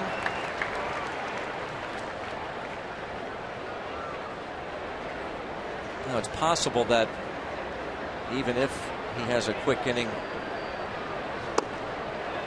Cole is going to be lifted after this frame. In fact, I think more than possible, it's probable that this is his last inning. And he wants to try and get two quick outs. There's a shot to short. Mercer, two down. They had that one inning where he threw 30-some pitches. Really had to work very hard to get out of it. And given the fact that the Pirates will have another off day coming up following their next road trip on Monday the 26th. Figure that he'll make another start, and you think the Pirates would then be able to skip a start, and then they've got another off day on September the 5th. Plan probably is to skip another start, and then before too long, all goes well, Wandy Rodriguez should be ready to go. Maybe sometime during that road trip in September. Ball one on Prado. If you look at that road trip into Milwaukee, then into St. Louis and Texas, maybe around that Rangers series, Wandy Rodriguez would be ready to rejoin the club. Fingers crossed. 1-1 on Prado. 2-1.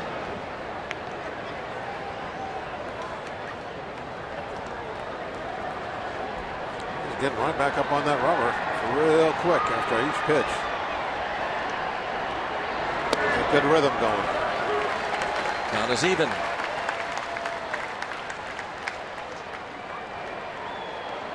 See 96 pitches thrown by Garrett Cole. And this one passed Cole into center. Prado with his second hit.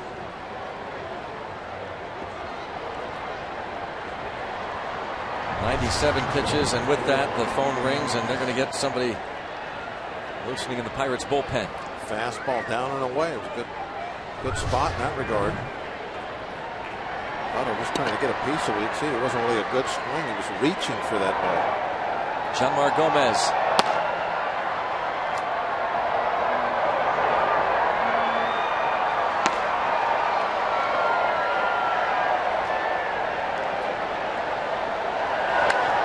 And popped up. That's exactly what Cole and the Pirates needed. A fly out to left. Probably it for Cole in a strong 6 innings and a 4-2 lead.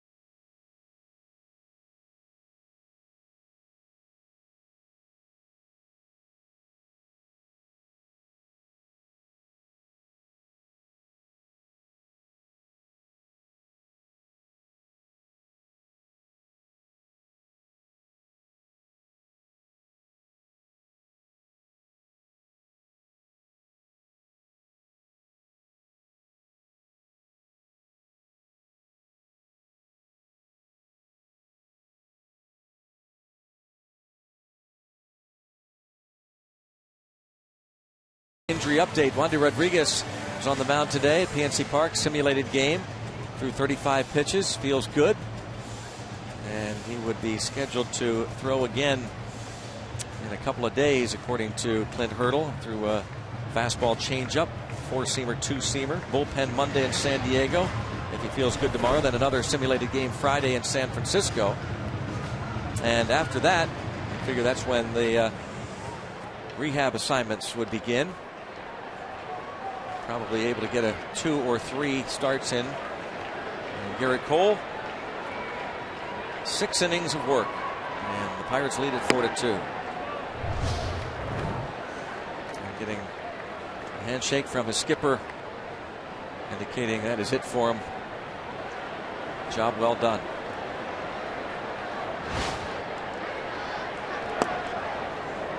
After his first 4 starts for W's,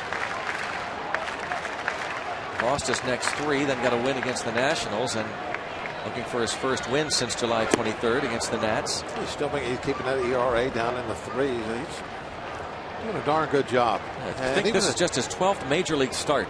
And he gave up a couple runs tonight, but in that inning where he gave up 2 runs, and I don't want to try and make any kind of an excuse, because it's definitely not. But I will point out the fact that when that inning started, it looked like he was getting squeezed on a few pitches down low. He didn't get any help. So maybe that got the ball rolling, and it made it a little tougher for him. But that's going to happen all the time. Almost every game, there's going to be a hitter or two where you're going to throw some pitches, and you're not going to get the calls, and you got to adjust. You got to deal with it. Strikeout of Russell Martin. And really, after he gave up that hit to Pollock that tied the game, that was the shutdown inning for him as he struck out Cliff Pennington to end that fourth. Remember that 3-2 pitch, that breaking ball to Pennington struck him out in a 1-2-3 fifth inning, and took care of things in the sixth. First 2 ground ball outs routinely, then Prado singled, and he got Nieves to fly out. Jones bounces this into the Arizona dugout.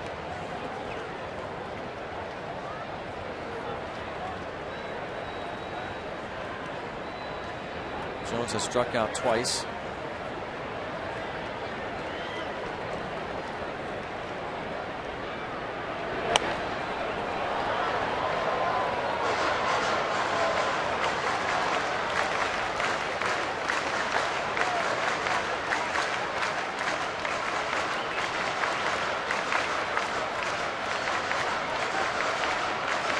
Careful.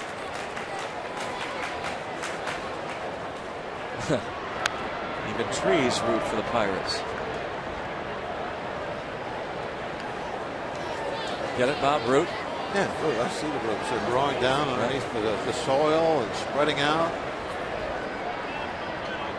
Praise to Jolly Roger. Cool looking roots.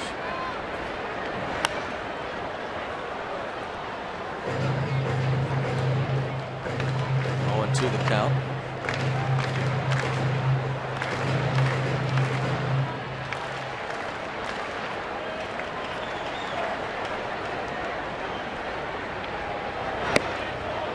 And came up empty there. Third time in a row for Jones. MLB.com at bat, celebrating 5 years. Is your #1 mobile app for live baseball, available for iPhone, iPad, Android, and BlackBerry 10. At Bat delivers Pirates baseball with live audio, pitch tracking, stats, highlights, and more. Text At Bat to 31826 or visit Pirates.com for details. A lot of groups on hand tonight.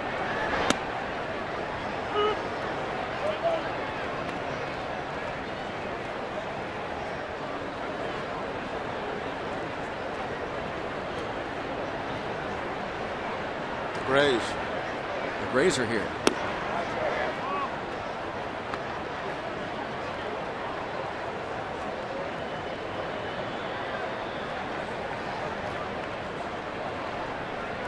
Can't tell.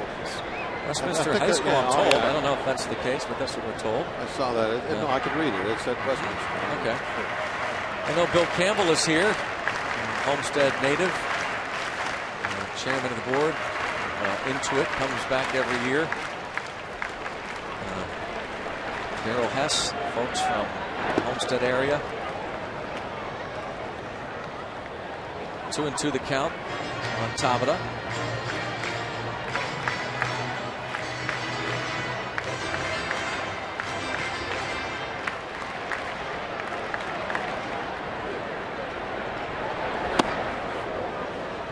Three and two.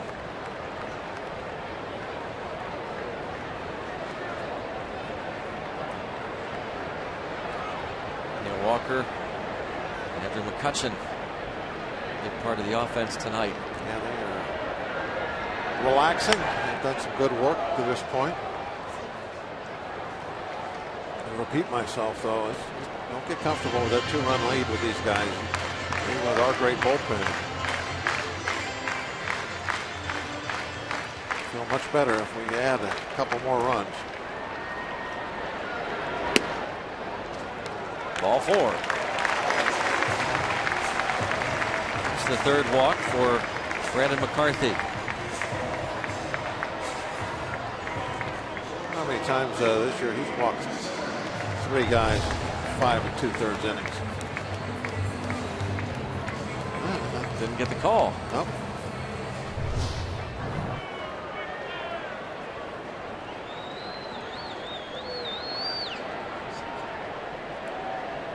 One through four hitters doing the work.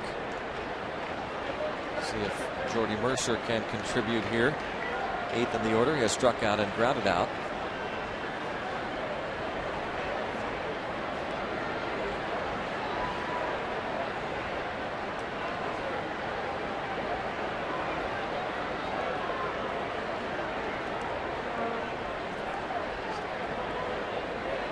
Tabata 3 for 3 in steals.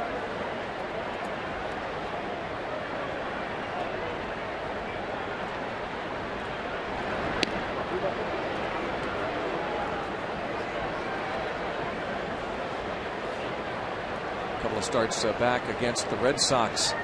McCarthy walked 3. The second time this season. He's walked as many as 3 in a ball game.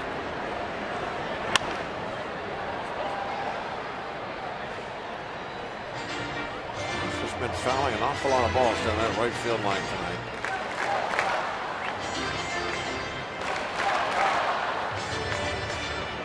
There's the view down the right field area. A lot of folks down toward the bow tie bar, toward the river. There's a base hit for Jordy Mercer. Solid single to left.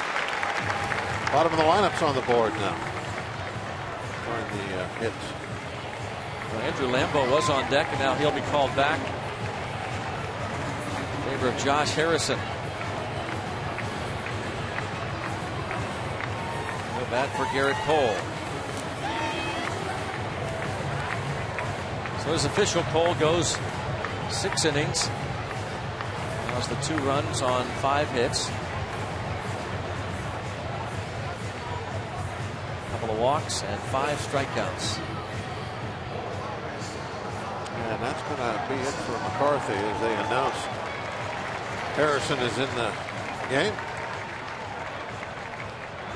Kirk Gibson goes to his bullpen. They call on Chaz Rowe. Be back. The Pirates look to add on, up 4-2.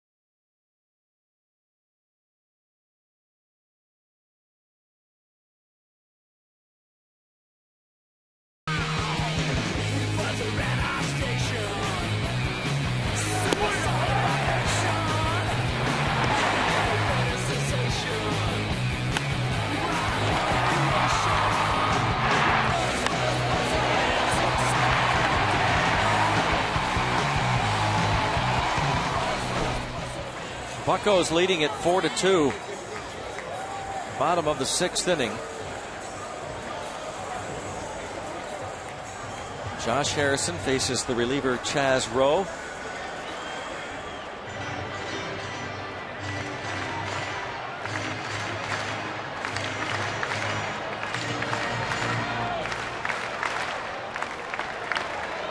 Got the good beard going, doesn't he? Excellent beard. I would say that's one of the league's best. Looks like an old Arizona prospector came into the desert.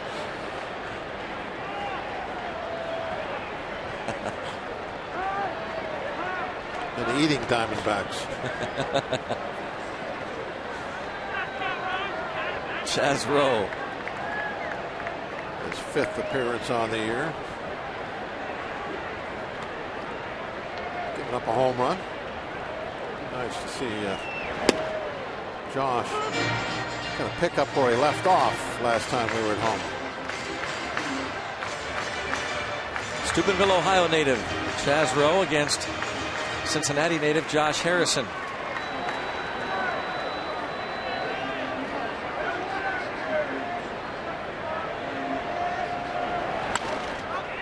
Pop up, shallow center, and caught. Nicely done by Pollock.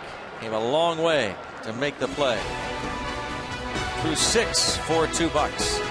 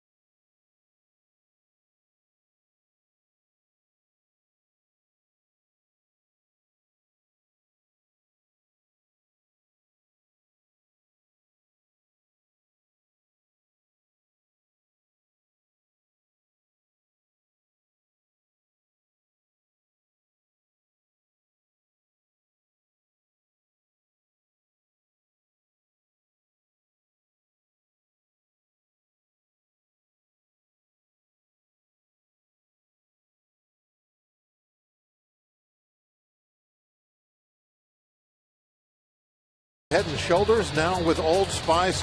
Garrett Cole definitely had the whiff going. Had that power fastball, a number of them reaching 99 miles an hour. And some good, little short, tight sliders going tonight.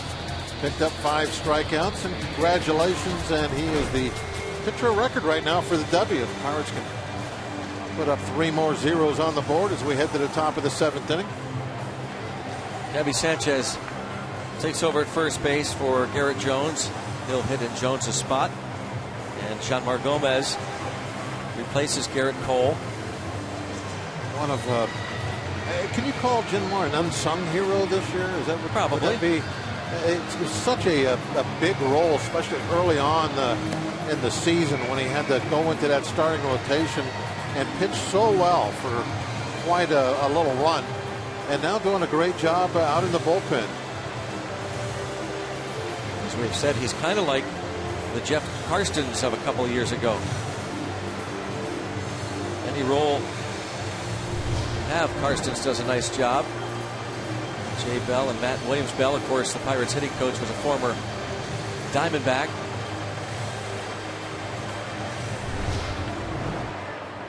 Matt Williams coaching third base for Kirk Gibson. Steve Sachs coaches first. Jeanmar Gomez pitched 3 scoreless innings against the Cardinals on Tuesday night.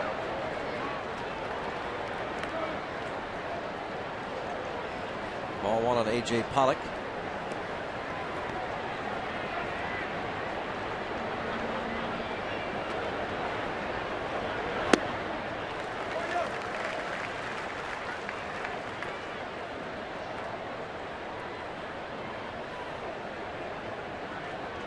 Pollock had the RBI single in the 4th inning.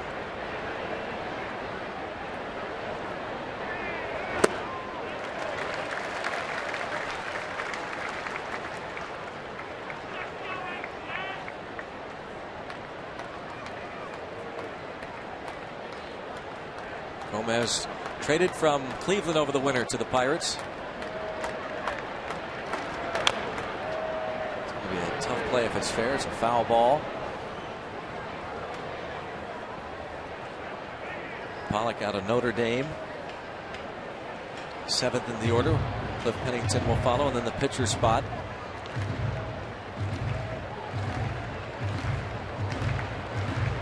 Pirates traded Quincy Lattimore to the Indians for Jeanmar Gomez, and didn't work out for Lattimore in their minor leagues. He was released and recently was picked up by the Washington Wild Things. Swing and a miss. Gomez takes care of Pollock. 1 up and 1 down. Well, they've got they've added an actual shark. It's kind of resting there, isn't it? Not very. I thought sharks always had to be moving. Right behind the Joel Hanrahan bobblehead head, huh? The other way. Marte right there. Good positioning, shallow toward the line. And what a pinch hitter, Jason Kubel. AT&T tweet from Zane Dudek: if you had to pick one seat to sit at in PNC Park to watch the game, where would you pick?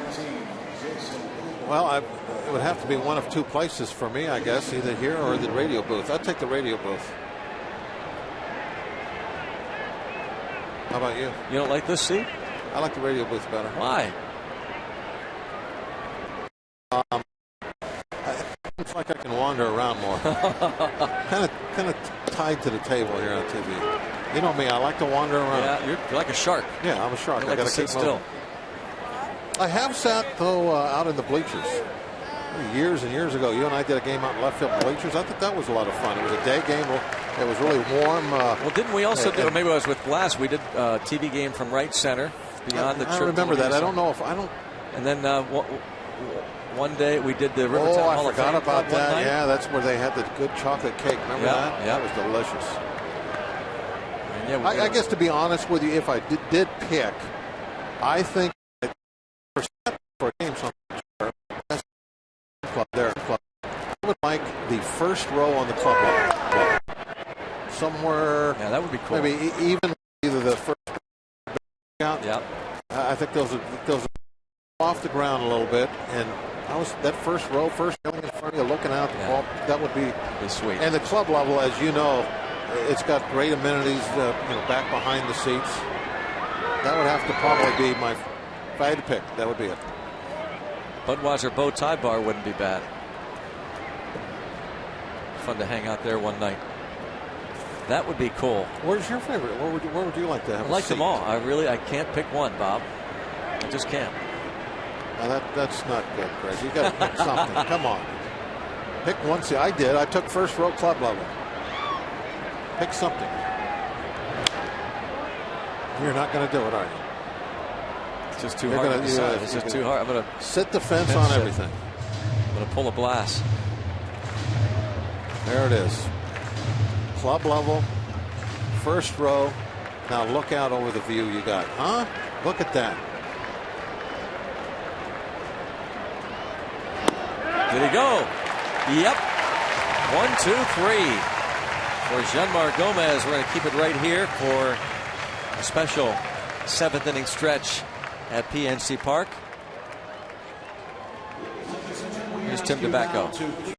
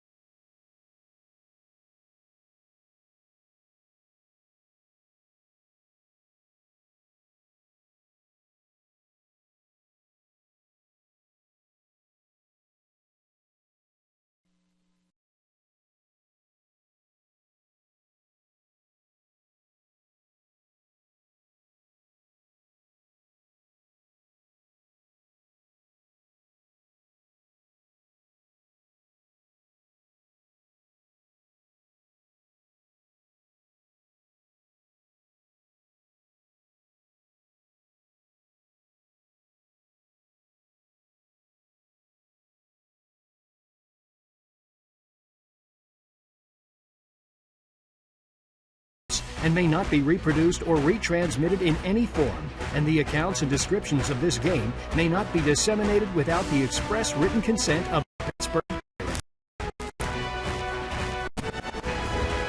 Pirates leading at 4-2. On to the bottom of the 7th.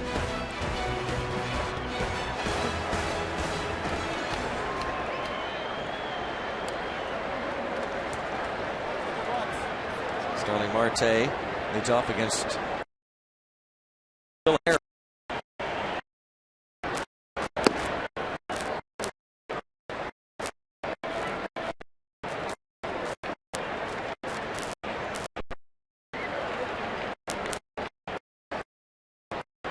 Number home.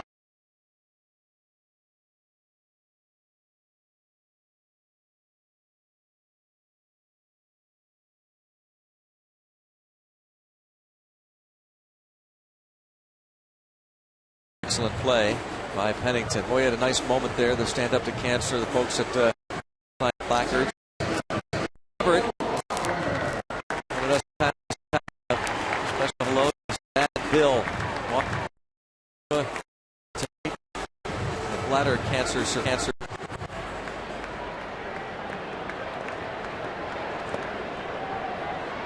Neil Walker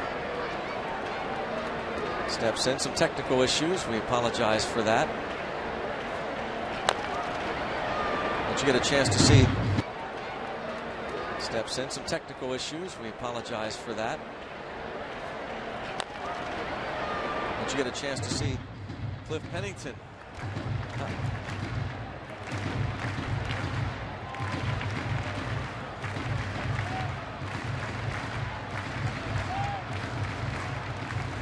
You're seeing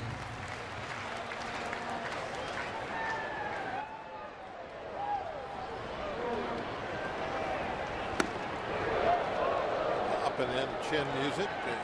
Walker's having a pretty good day. I'm going to try and crowd him a little bit.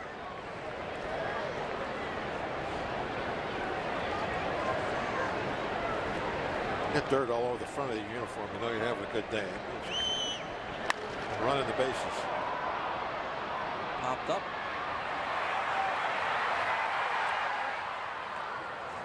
Two outs.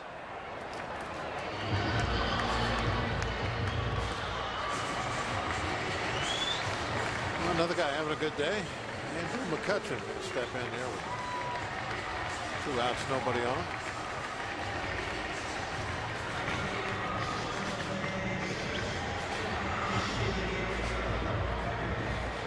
$39,091.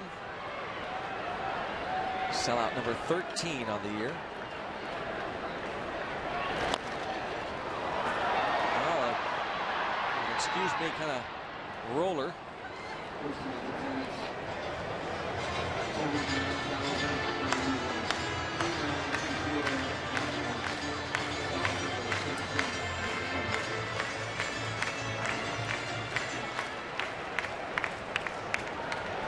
Will Harris,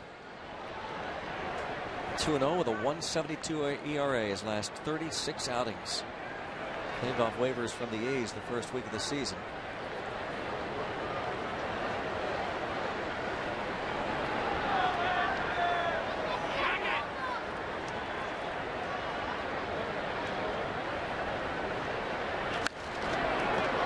Down out of play. 2 hits tonight for McCutchen, plus a line out, an RBI, and a run scored.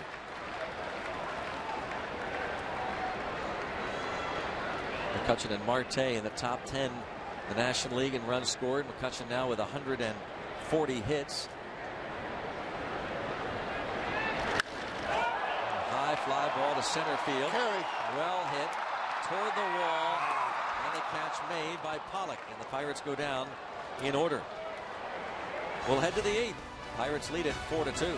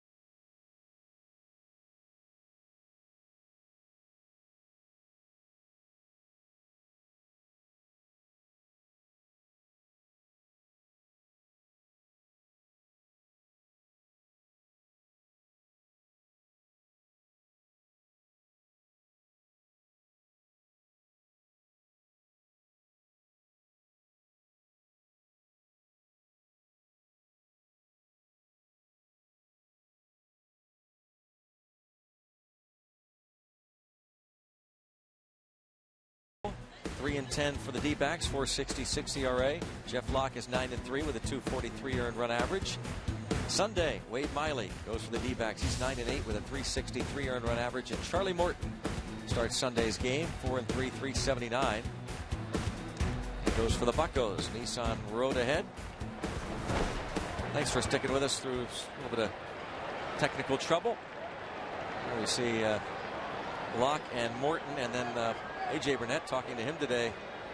He cannot wait to get back on the mound. Make up for his last 2 starts, especially the one that really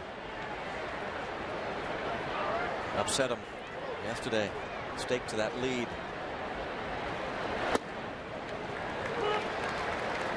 Strike on Gerardo Parra. 0 for 3.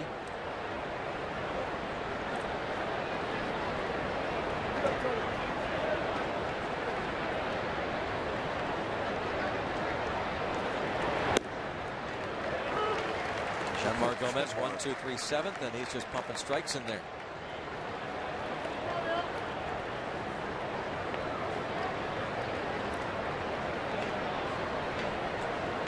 They just kind of putting on a little display of versatility this evening. Starter pitching in the 8th inning with a lead. Doesn't matter. The whole spectrum of what you could possibly do as a pitcher on the 25-man roster, Jeanmar can cover that.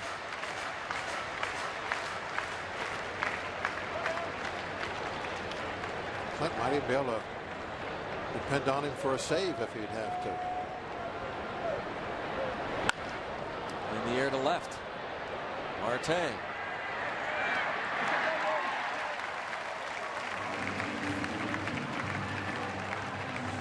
Barr is retired. 4 up and 4 down for Jeanmar Gomez. Adam Eaton is 0 for 3. Garrett Cole went 6, gave up a couple of runs on 5 hits.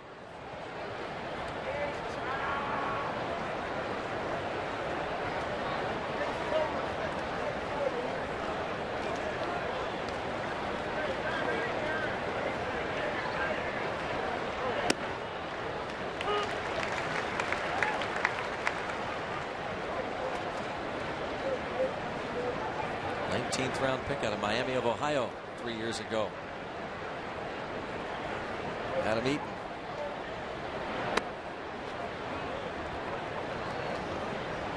Pirates with a chance to go 3 up. How come they don't say Miami and Florida? Shouldn't they? Yeah. That's popped up. Alvarez out. 2 quick outs.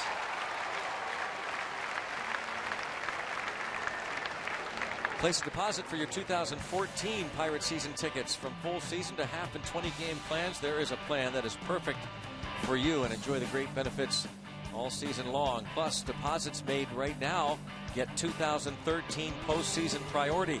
To place your deposit, go to pirates.com/deposit. Make sure you get some of those front row club seats. They're the best. And the DH, I like it. Well, we saw how great National League Baseball is. That series against the Cardinals. Absolutely. So many moves, all kinds of stuff going on in those games. The bench is basically emptying. A lot of fun.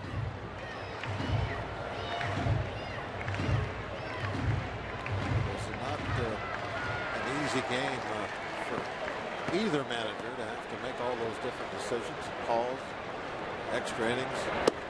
Wow, how about this guy? Jeanmar Gomez. 6 up and 6 down. 4-2 Pirates.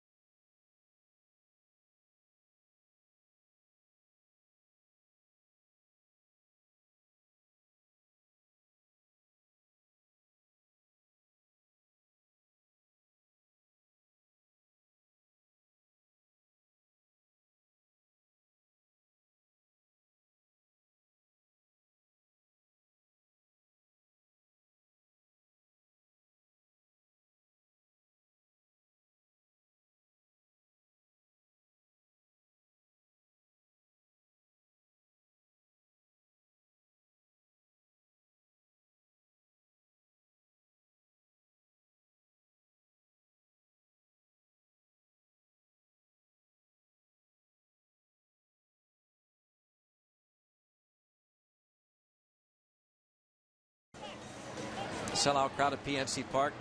Shanmar Gomez, 2 spotless innings of relief. Garrett Cole in line to get the win. The Pirates will now see ARI De La Rosa, the lefty, make his 5th appearance. On his first 4, he has got the first guy every time. The first guy here is going to be Pedro Alvarez. We'll go lefty on lefty. AT&T tweet on Pedro. Do you think putting Alvarez in the 4 spot has also helped the confidence mindset this great year he's having with home runs? It's a possibility. It's hard for me to speak for a hitter. I try to flip that over to a pitching type situation. That's one of the premier spots in the lineup, the cleanup guy. I guess it's kind of like if you were a starter getting picked to be an opening day starter. And it's a little bit of a feather in your cap, and it does show that they have a lot of high expectations and a lot of faith in you. So if you look at it that way, why wouldn't it help you out? Make you think that, okay, they got a lot of faith in me, so I need to really believe in myself. Certainly Pedro breaking out this year big time with the home runs, 30 last year. He'll have a significant amount of home runs, over 30. I'm hoping this season, maybe up in the high 30s would be great if it get hot. And that's what Pedro is about when it comes to home runs. He's very streaky. He can go from 30 to 35 in a week's time at the blink of an eye. A little out in front on that one, 81 miles an hour just off the end of the bat. Too quick with the swing. De La Rosa. Well, in front of the first one and behind that one. Strikes out Pedro Alvarez. Thinking about that breaking ball that he was too quick on. Slow-mo really shows you exactly what happened. When that bat was going by the baseball was already on the backside of home plate. Strike called on Russell Martin. Pedro got a fresh haircut.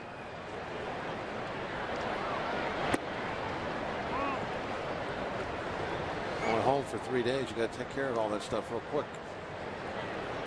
Unpack the suitcase. Team going right back out on the road Sunday. Martin 0 for 3.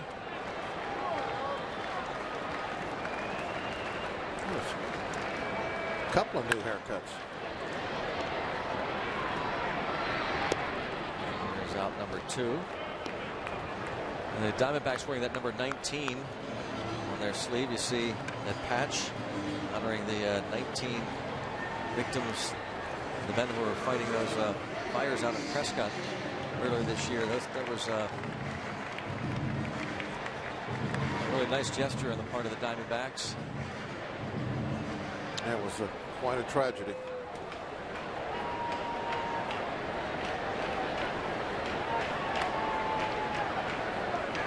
Two down, and Gabby Sanchez first at bat.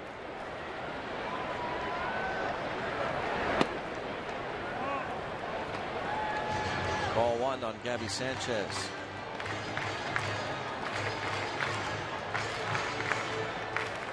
Hitting .237 for the year.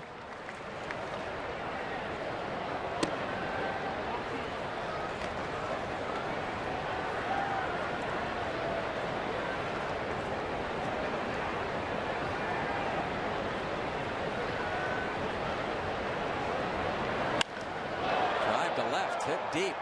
Chance to get out of here. Short hops the wall. Sanchez into second base with a double.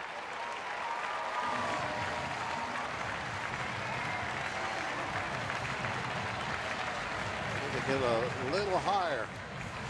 Too much of a line drive.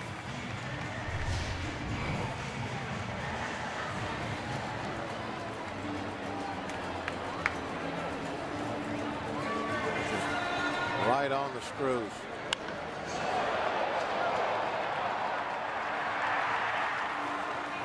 Tate did a nice job realizing he had no chance for the catch. So he just tried to set up for some kind of a bounce off the wall.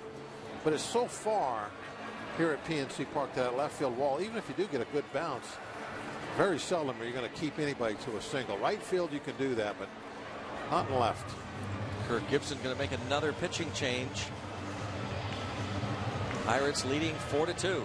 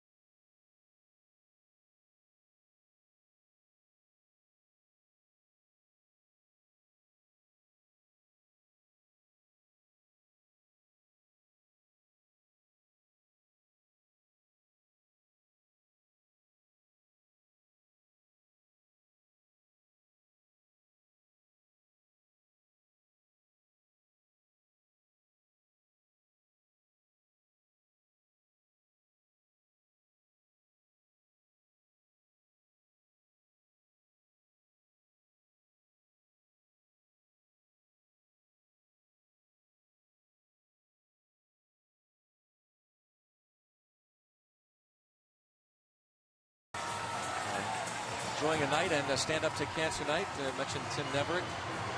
To send his dad Bill best wishes, and Steve has also a Stand Up to Cancer placard. Bob, we just got a note from the minor league equipment manager down in Bradenton, Pat Haggerty. He said his mom Marianne recently declared cancer free. Stand Up to Cancer night here at PNC Park. There's J.J. Putz facing Jose Tabata. Long-time veteran right-hander. Closer several times in his career.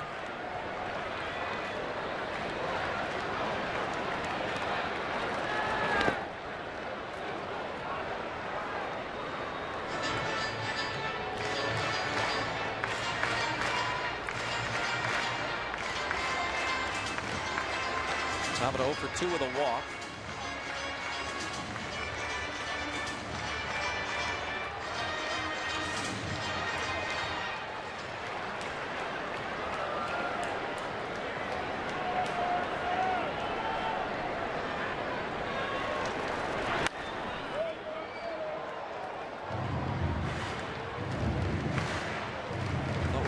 See Jeanmar Gomez get a shot at a 3-inning save, but Mark Melanson is loosening, and right now it is a safe situation. Pirates would have to add a couple for it not to be, so Mark the Shark loosens up.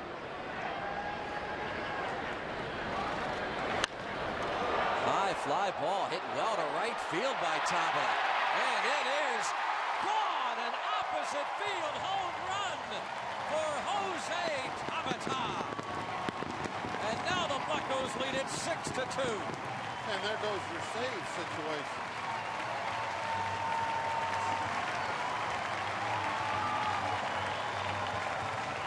Tabata's fourth. Tabata pretty hot right now. Came into that game yesterday. Was raking. Little insurance, and this is a, I think a big couple of runs, Greg, with what the Arizona Diamondbacks have been doing of late, with all these comeback wins late in ball game. To go up 4 runs instead of 2, it's pretty important. Jordy Mercer fouls this one back and out of play.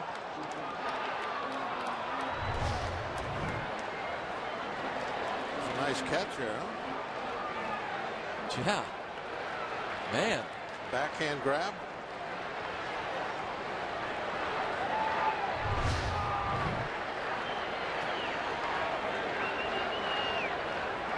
Quite a catch. 0-2. It's another thing about those front row seats. You got to make sure you have your glove, so you can do things like that. Look at that. Nice reach. Oh, what a shot. Super Mo from Allegheny Health Network.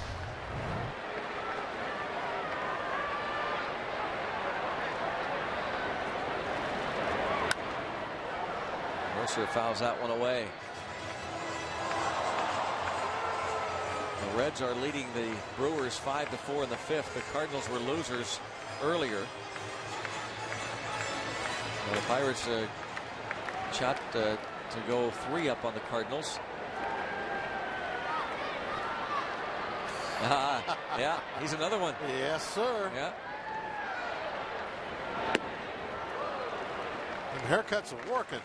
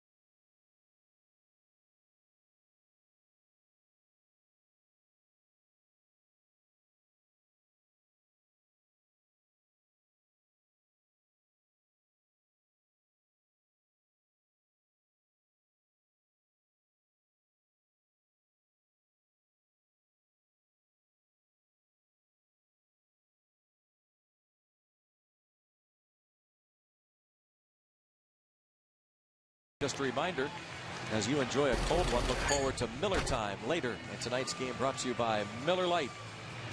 Enjoying that opposite field home run. Jose Tavada giving the Pirates the little cushion. And the Shark Tank, led by Jean-Marc Gomez tonight, shutting the door on the D-backs. There's an in-game box. The Pirates lineup. That bottom of the lineup got a little off to a slow start, but came on strong in the 8th. Got that insurance.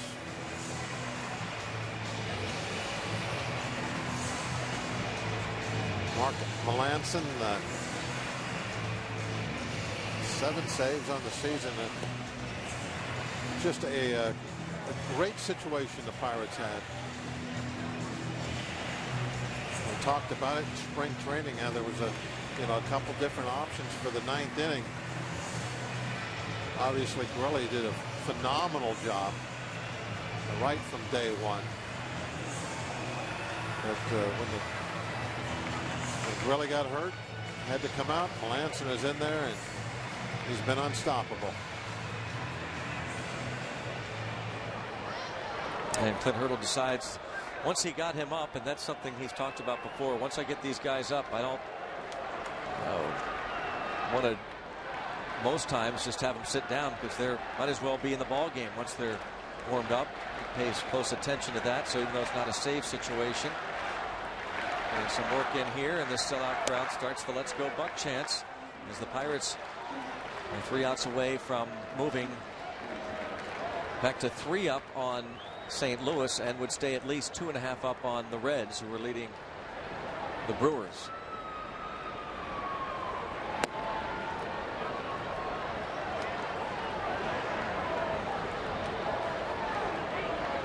2-0 on Aaron Hill.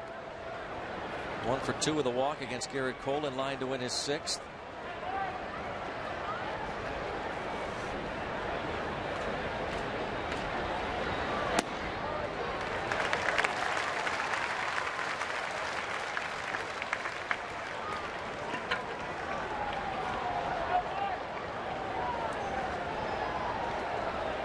I'm with you.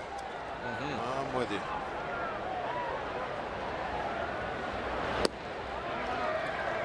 Barely missed 3-1. Pirates have won 5 straight home games, 12 of their last 15. Trying to win their 42nd game at PNC Park. Team loves to play at home. Only the Braves have won as many as 42 games at home in all of baseball. And a strike, 3-2.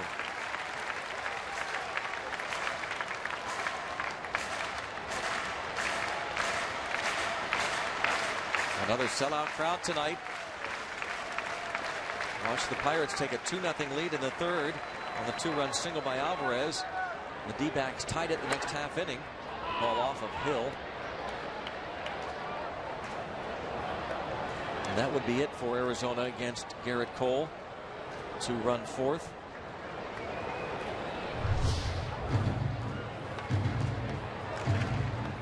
Ball went right off the front slope.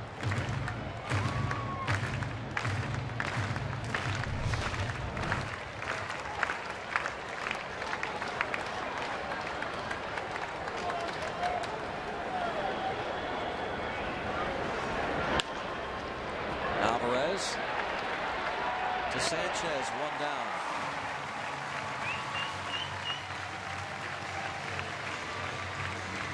Got some applause. I thought we'd get another one of those arm pumps.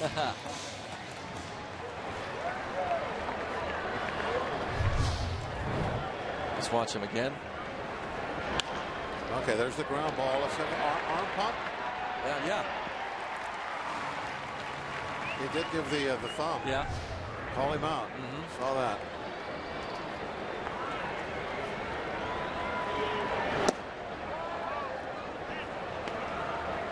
Martin Prado, a couple of hits. RBI single in the 4th. Talks about hit the D-backs 9-5, leading by 4.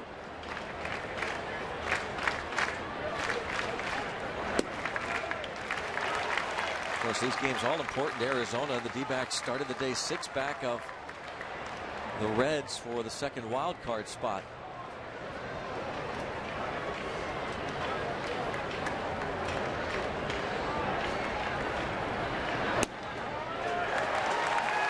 One and 2.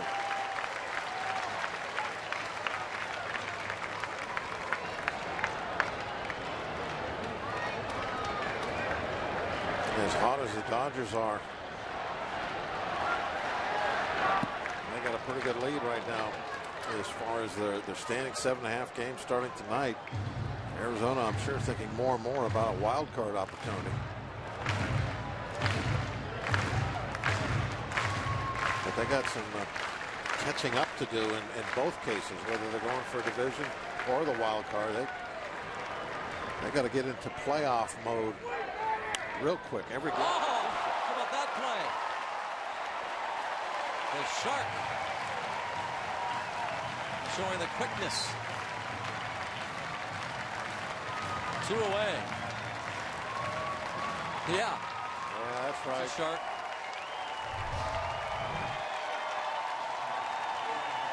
Look at that. Wow. Quickness. Looks like a hammerhead snapping up a mackerel. Got it. 1 more to go and everybody up.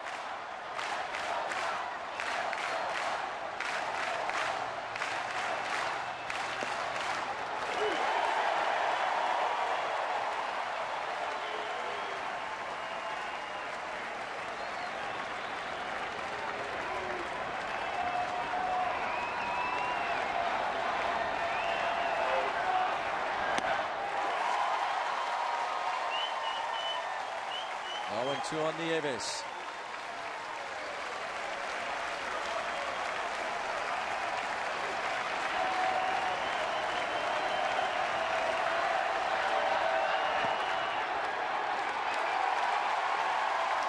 That's it. Raise the Jolly Roger.